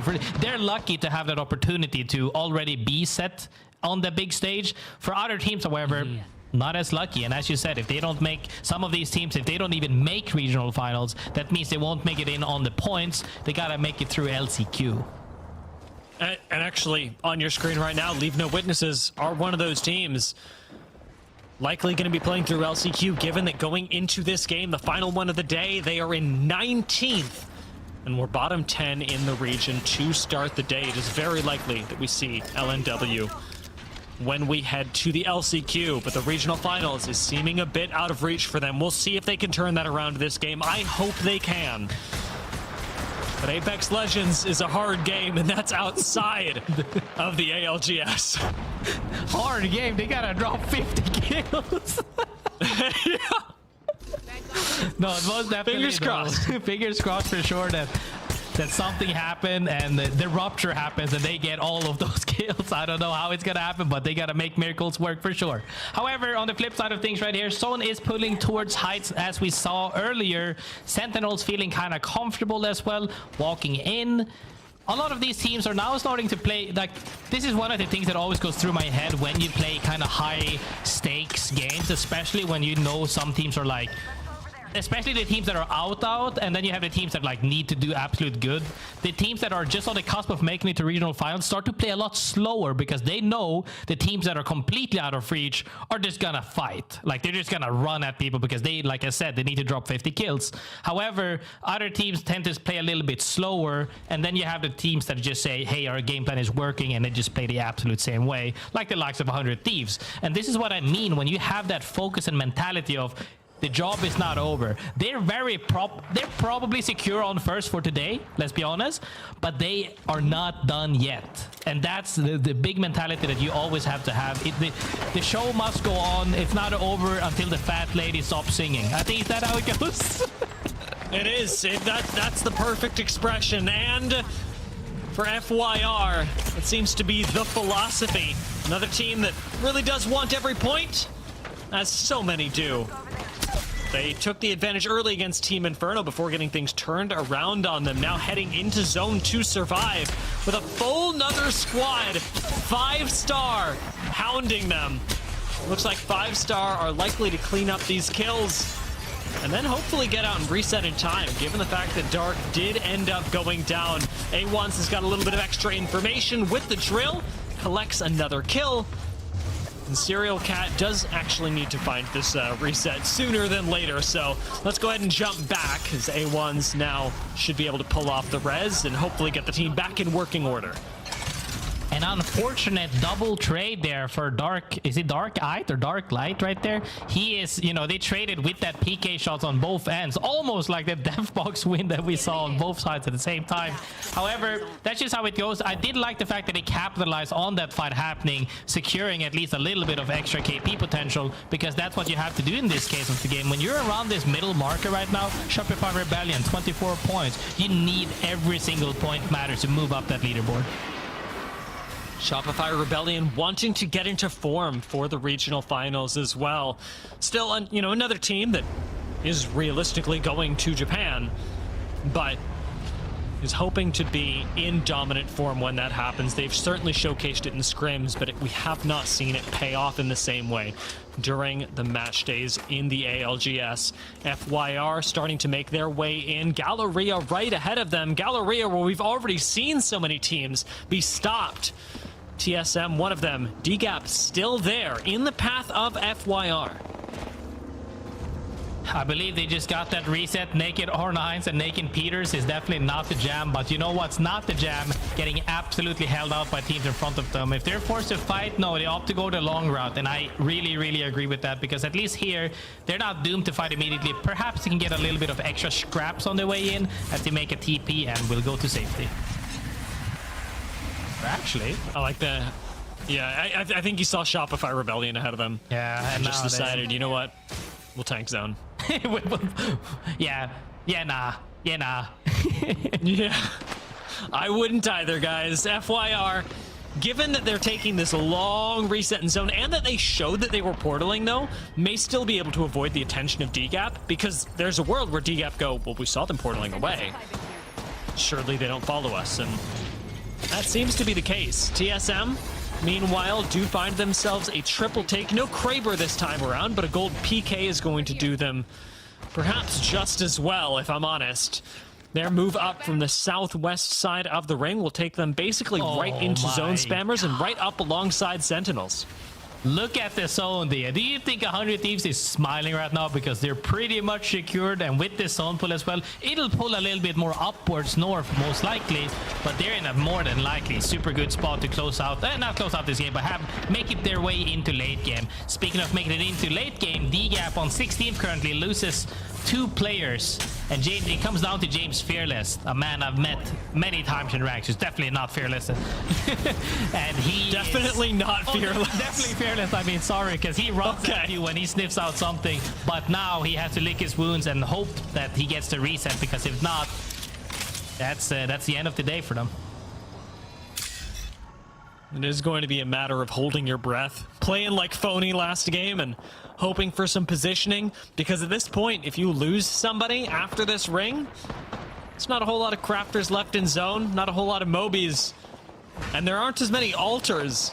Crypto, your only real bet to remotely collect banners. Hot Dog Mafia, one of the squads that we wanted to focus on at the start of the day, who could actually qualify 2 champs with enough points, with just enough placement, not winning regional finals, not even winning the match day, just making their way up the leaderboard slowly but surely, are still going to be in a pressured spot when it comes to this game and every day of the ALGS here in the Americas. 2 guys are still down inside the building as one of them gets down from behind by the Peter. Not good for them as they actually managed to reset. I don't know if they managed to reset all 3.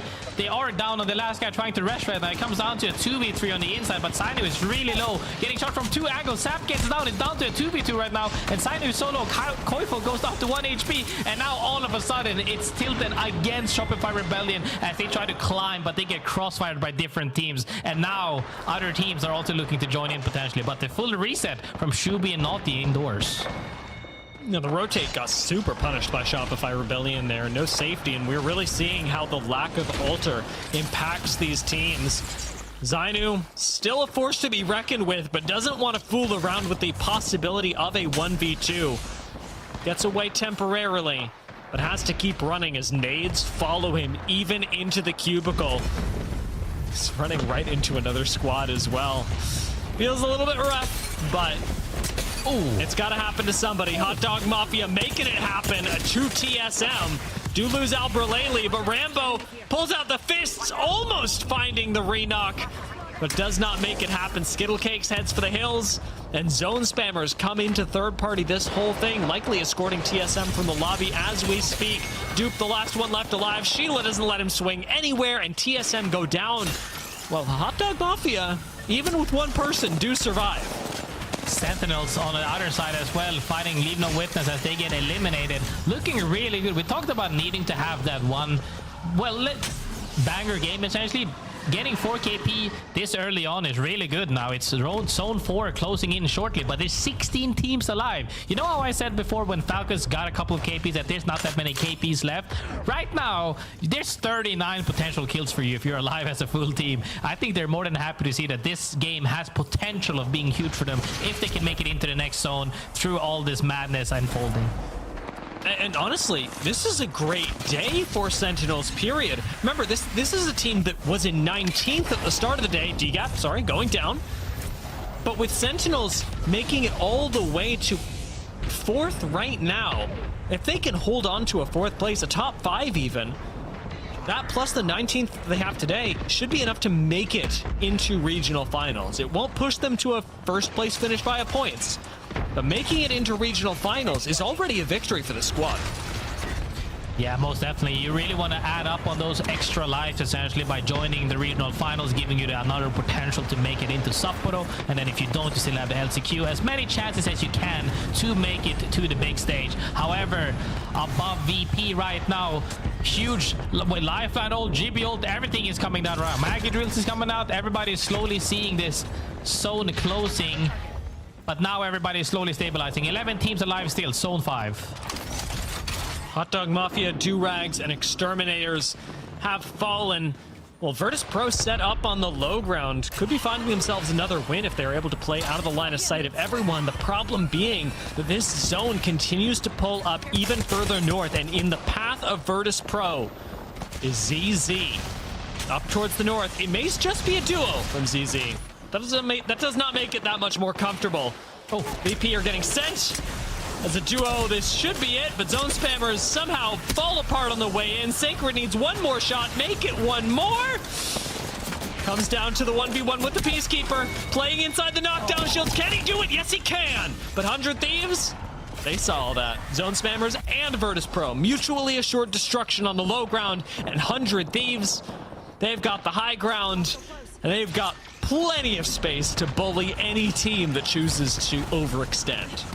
I think they are very confident and happy right now with this amount of KP and placement. I believe they are kind of secured. We'll have to see later in that overall standings. But when you're lining up these kills, add 2 more to the list, it's looking very likely as Crivor Esports gets eliminated as well. They're coming in from absolute height as well, but regardless of other teams being able to potentially contest something, I think they're more than comfortable to just immediately drop and fight a team.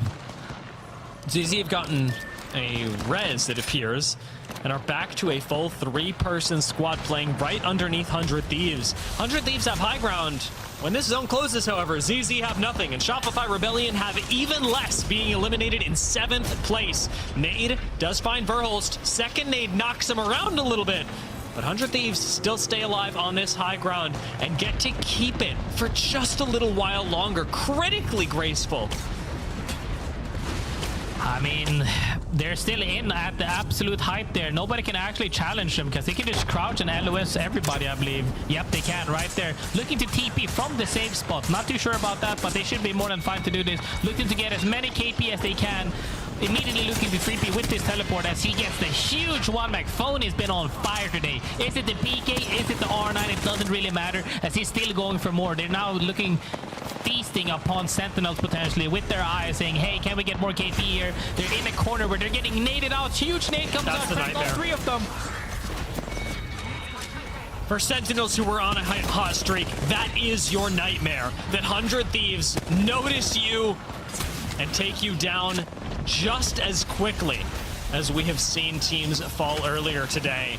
100 Thieves now get to reset real quickly because they've got shield swaps aplenty, loot aplenty, and ZZ will be taken down meanwhile by Oblivion, who were center zone. It is Oblivion, again, dead center of the ring with 5-star and 100 Thieves, all vying for the win in game number 6. I believe Oblivion has the zone ending more towards them. They are actually in the next zone pretty much. But when it comes down to, once again, we're in that scenario where it's top 3 and one team is out of the cover first. Which team will they fight? I believe Oblivion is in the best location right now where they can just TP out really, really late to join their fray. But if there's enough cover for both teams outside, that could spell disaster right now, because depending on how far they scout ahead, they might just get immediately crossfired. So taking a peek with this Kraber is probably the most likely play to say, hey, don't look at us. Can they get something?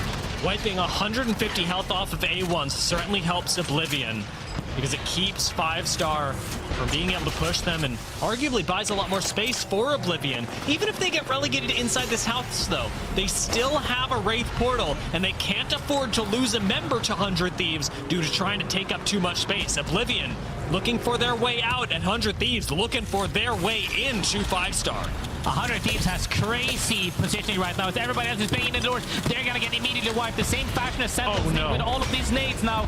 Will the team Oblivion from the inside make it out in time for this fight to make it a 3v3, or will 100 Thieves trade? They're looking to reset right now. They don't want to wipe it so fast so that the other team can 3p. 100 Thieves play the outside of the wall opposite from Oblivion. They're still looking to control as much ground as possible as 5-star need to dip into zone, but it's 100 Thieves controlling the space, controlling even 5-star as they finally take out 5-star and turn their eyes towards Oblivion. Can the Kraber make a difference? Still playing inside the Wraith portals. Oblivion try and retreat, but they are indoors with only one way out, and it is into the maw of 100 Thieves, who take the victory away from them in game number 6 and cement their spot at the top of the leaderboard. They might have had the zone on them this one game right now, but I've been singing the praises of Phony all day long here in the Americas region, because we've seen him pop off with the PK, we've seen him pop off with the R9.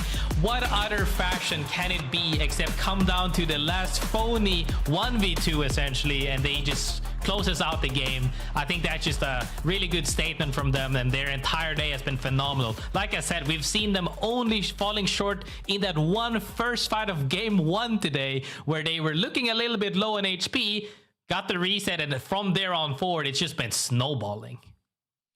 They start the day with a fantastic game, and Tiff, they end the day with a fantastic game. 100 Thieves, even with a few bumps in the middle, we're still remarkably consistent and are looking like a team in top form as we head into regional finals. Yeah, this really excites me, considering it's a double match day weekend for them. So if they're looking like this today, they kind of have those minor bumps, like you're saying, in the mid rounds, but they carry on this momentum tomorrow. I don't want to say they're one of the best teams coming out of NA, but they 100% are. They are going to be scary at LAN. I think more comfortable saying that they're one of the best teams coming out of North America right now, especially with whatever we've got going on with Falcons and ZZ, and the fact that they're still sorting things out, at least at this very moment. I'm comfortable saying 100 Thieves. Okay. Yeah. They're going. They're all right. I mean, a nice 31-point game, sure. Nicely wrap up this series with a bow. Oblivion 2KP for 11 points. 5-star, though, a nice dose of 7s across the board to get themselves 14. But because we've seen so much success from a lot of our teams that have been winning, it really doesn't allow the rest of the lobby to even get things moving. So you look at 11th through 20th place, and the standout for me, Graceful, is FYR Strays. Yeah, most definitely. We saw a little bit of, like we see there right there, 6 kill points. So they have the potential to take these fights to teams. And I believe they were actually chasing a team at one point as well. So if you can just find the balance between not only getting the KP, but also getting into that late game, it's going to help you out a lot more often than not, because relying on repeatedly closing out fights fast before getting thirded is a lot harder than just getting a solid mid-speed late game positioning and then converting kills from there on. So a lot of these teams, like I said, as long as you're not too diehard into one playstyle, I would highly suggest looking into opening up your playbook a little bit more and strategize a little bit more. But series results speaks for themselves. Crossing 100 points, 100 Thieves have been something else today. Well, as we look at the series results, almost some bonus points coming the way, but not quite. 100 Thieves in dominating fashion, similar to what we witnessed from Alliance over in the EMEA region just a few hours ago. Completely gapped the lobby. But that's what I'm talking about, right? ZZ, Virtus.pro, they break 50, right? But then you kind of look through 11th through 20th. You have one banger game, you can leapfrog across a ton of teams. But yeah, a couple teams still shaking some things out. But for Group A, that was your last match day performance ahead of regional finals, if you were able to lock it in. And of course, we're just gonna have to wait and see if you did enough. If you weren't already like definitely included, we'll break that down later, because there's a ton of other things that need to be talked about, including our Sony Killzone in-game our Sony in-zone kill leader. My brain just wrapping it all up. I'm flabbergasted with the results. That's why we just went full dyslexic on it, because Jen Burton, Phony, Verhulst. This is disgusting, Mia. It's all 100 Thieves. It is. It is. The whole leaderboard. It is. It's them. It's 100 Thieves. We'll just make a different mesh of it. It'd be like it's the 100 Thieves kill zone leaderboard at this rate. That's what it seems like. I mean, the fact that there is any competition at all is a generous statement, at least today. 100 Thieves from the very beginning. Jen Burton did get most of his kills in this game. I will say the rest of the team caught up during the rest of the games in this match day, but this was an incredibly dominant performance from them. And again, consistent as well. We didn't see games where 100 Thieves were dying in 15th, 20th. Instead, they were a team that was consistently making it into end games, and that's what really stood out to me, Graceful, was even in that one game where Phony had to rat it out for so long, he still made it a pretty decent way, and they had kill points on top of that, and it just makes 100 Thieves look unstoppable because they're always putting up. I mean, what was their average today? I'm gonna do some math. I mean, most definitely. I think 100 Thieves, so in general, have been putting themselves into these power spots. They keep, like, I think they obviously know the zones like the back of their hands, essentially, but being able to pick out these spots to fight for, and then they always win those fights, and that's what converts them into late game, has been wonderful. All of these clips that we've seen so far has been top 3 win, top 2, and they just keep putting themselves out there, as we can see right here with these kills as well. It's so many good, like, oh, this is the kill leader. Sorry, I thought this was the placement. Yeah, the kill leader from Jen Burton is even more phenomenal when we went from the anchor section as well. He's been putting out so many kills there. What is this? It's chaos, and this is what it is. It's well playing anchor too. I mean, except for that random ultra game that happened in match 5. We won't talk about that one. I'm gonna look at that later. I don't know exactly what happened, but everything else, he's playing anchor and he's playing it really, really well. Quick, just because I said that I was gonna do it, they averaged about 17 points a game, a little bit over that. For those of you who are curious about what 100 Thieves achieved today. That is incredibly impressive, Dia. Thank you so much for the quick caster math. Sometimes it doesn't always go our way here on the broadcast. Anytime you do some quick math, next thing you know, you're spewing off numbers and you're like, what does that even mean? Are you sure that's accurate? I trust my man Dia over there. And I trust Jen Burton to grab all the kills. A record-breaking performance out of them as we look at 100 Thieves' overall performance on the day, netting themselves 103 total points. And, you know, I was really hoping we had the averages on here so I could fact-check you, Dia, but, you know, I'll let this one slide. Yeah, thank you. Thank you, production, for leaving that one off just in case I made a mistake. Incredibly consistent performance. The fact that even in match 3, they didn't fall out of top 10 is really impressive. The 0 kills that go along with that, again, question mark. Don't know exactly what happened there, but that happens to a lot more teams than you would anticipate, and it happens in a lot more staggering fashion than 100 Thieves, who seem to be able to pull themselves together with extraordinary poise, again, leading into the final couple of days of the season, where yes, we've still got match day 9 ahead of us tomorrow, and then we've got the regional finals, and then, I mean, we do have the last chance qualifier if you are not already in position to go to Japan, which I believe 100 Thieves are. They can place anywhere, likely. They can place anywhere and likely go to Japan. The little asterisk, unlikely, for legal reasons only. No, I'm just kidding. But for legal reasons. Yeah, for real. But you like kind of pull up this look at it as well. They got 58 kills in that series, and in 2 of their games, they got a 0-kill game and a 2-kill game. That just goes to show you the powerhouse performances that they had in the opposing 4 games. The double-digit amount of kills, and especially in match number 1, where you had 13 alone just on Jen Burton. And I believe it was spread out relatively nicely in game number 6 with I believe it was Verhulst with 8 respective. So let's go ahead. Let's look at the overall standings from today's match day number 8 and see how it affected our overall standings as a whole. A couple of teams still looking to breach that points threshold to quote unquote guarantee them locked in for regional finals. But if you're Team Liquid, you've still got a day of play, you're feeling pretty good. Same with VP and Rocky Sports Graceful.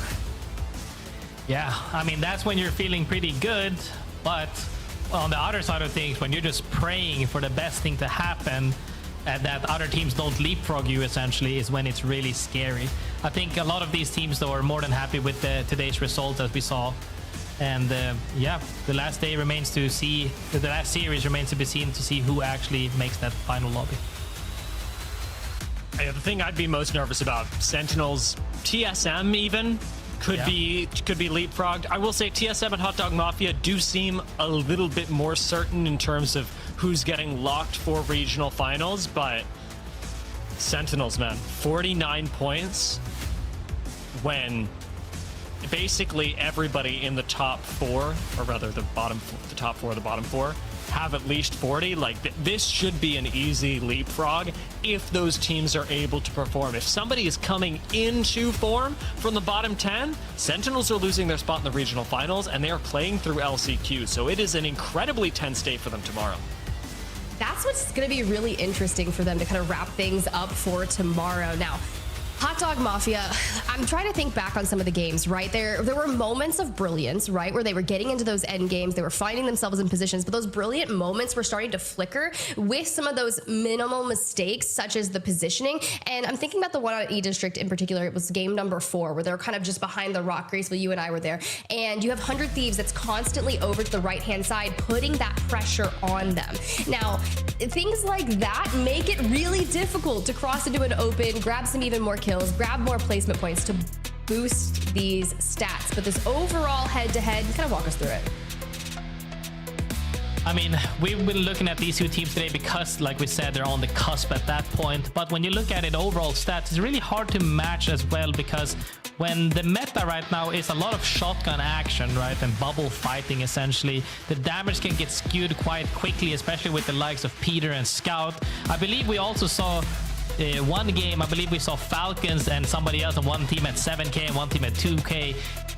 Yes, one team shot way more because they were dead center zone, but that doesn't really equal to performance, because if one team only has couple of thousands of damage, but that means you triple swung and insta-kill the team, in my eyes, that's better than having 5K extra damage as just raw poke, even though that does mean better armors, etc. However, I think that the performance from this team that we were looking for today have been very hot and cold. I wouldn't even say hot at this point. It's like very cold and medium brewing, I guess. Yeah, it's like 20th, 15th, 10th, but the 4th shows potential, especially I believe that 4th on match 3 Storm Point was the one where we saw that, or was it even the second? Nah, the first one where we saw the macro play out of launch pad. That was really good. Like, we heard it, we went to listening, we saw those comms and the way they planned it. We're gonna land here with the evac, we're gonna queue through the wall, and then they made their way in almost all the way through the end.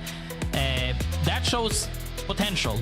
If they can bring that out more often, and I didn't know what happened exactly on the 15th and 20th, and if they can show that up more consistently, things could definitely work in their favor. And on paper, this is still an incredibly dangerous team. Like, let us not forget, Skittle Cakes on land as a caustic, double armor swap, probably one of my highlighted moments of all time. So you throw in Rambo, who's got the solo crazy plays, and you bring in Alb, who's very storied in his own right. We'll keep tabs on them as they still are on the cusp, but TSM, Dia. Yeah, TSM, despite their first match actually looking pretty good, did fumble quite a bit and seem inconsistent throughout the day. I don't think that this is a firepower issue because the TSM squad is basically drafted exclusively for firepower. I think it's a game plan issue, and TSM do need to work on their macro a little bit more to be really competitive in the regional finals and international competition. Again, in terms of firepower, it actually seems like you should be able to put this squad up against basically anybody. But you want to have them in an advantaged position before, because as a general rule in Apex Legends, taking a fair fight is just not worth your time. Love that highlight out of you. Regardless, it's been an interesting journey following not only Hot Dog Mafia and TSM throughout our match day, and I can't wait to see what the rest has in store for them as we lead up to the regional finals. Almost all of our spots are spoken for, and things are starting to get mixy here as we near the end of the regular Split 2 season. Now, I'm excited. I know you guys have been watching a lot of 100 Thieves, those of you at home, across the world, across the different regions, and you probably want to hear from them. Am I right? If not, it's a rhetorical question, and I'm going to answer it myself, because we do have Phony standing by, who's going to join us here on the broadcast. Look, Phony, huge day for you and the team. Congrats on the performance. Thank you. It was an honor playing against most of the competitors in this day, I guess. Keyword most, second one, I guess. No, I'll let that one slide. But you opened the day with that explosive game one where Jen got like 13 kills on Caustic. So talk us through what was just clicking for you guys today, because it was really fun to watch. Well, we mostly prioritized a lot of like space control in most of our games, and we like realized pretty quickly what teams we had to fight and what teams we had to just like completely ignore. It's just more like fast decision making that literally caused us to have most successful games. Just being quicker than mostly everybody in the lobby and prioritizing fighting god spots early, like the one you see right now against Hot Dog Mafia. Now, I wanted to know, because I've been watching you IGL. I've been watching you play for a while, Phony, and because you are an IGL at this point in your career, you're also one of the more aggressive IGLs. Like, I see a lot of highlights out of you, especially on socials, off of scrims, even off of match days individually. And I'm wondering, from your perspective, what makes you feel as an IGL that you can take more risks with your life in the game, especially in this iteration of the 100 Thieves roster? What is enabling an IGL who maybe likes to get a little bit more aggressive or who has high mechanical potential like yourself look like? Well, to be fair, this game, I love it so much. It's like my favorite game of all time. I already risked so much outside of the game with my own health for this game. I might as well try to put everything on the table when I'm inside of the game. So, just grinding as hard as I can, providing as much as I can for my own teammates so I could perform better in Sapporo for, all the support they gave me. I need to actually, play better considering all the health problems that I had in the previous two lands. Yeah, I mean, we've definitely seen the success from you as well, and even though we even had almost a villain period of your career as well, now we're going more into the humble part, which I do enjoy as well. But a little bit of spice is always good. Happy to see that you guys chose. I said it as well during the casting. You guys chose really good fights today for the power spots or god spots, as you said, and consistently did it over and over again. So now that you have that kind of unlocked, and especially in this group that you just fought, preparing for regional finals, is there anything that you feel that we could have done better today? I mean, the best thing we could have done today is looking at the kill feed, like the game where we dropped like only 2 points and we were like 10th place. We didn't realize that Exterminators were the only team in that building. If we realized that faster, then we would have been able to fight for that spot earlier and clear that spot and potentially win the game. So, it's just, there's going to be those games where you have like an off game and you like get like a 0 point, but we just need to be all focused up in the game and not get too comfortable with how far of a lead we may have. Ooh, I like it. That's a good question, Graceful. Honestly, Phony, he kind of ripped mine and we were on the same wavelength. So I think I might throw you a fun question before we send you off to go celebrate your awesome day. The last time I was on LAN, you were grinding out watching Prison Break. What is the routine coming into a match day? Like, what shows are we grinding? Anything good? Yeah, grinding some One Piece for sure. Okay. Today I was watching AOT before the scrim sets. I've read AOT, I've never watched it, so watching it. It's really good. It actually was. It was actually more than I thought it would be. But other than that, just eating a good breakfast, drinking a lot of water, like a lot, and it's my first time having coffee before game day, and I feel like it worked well. So I might have to drink coffee more.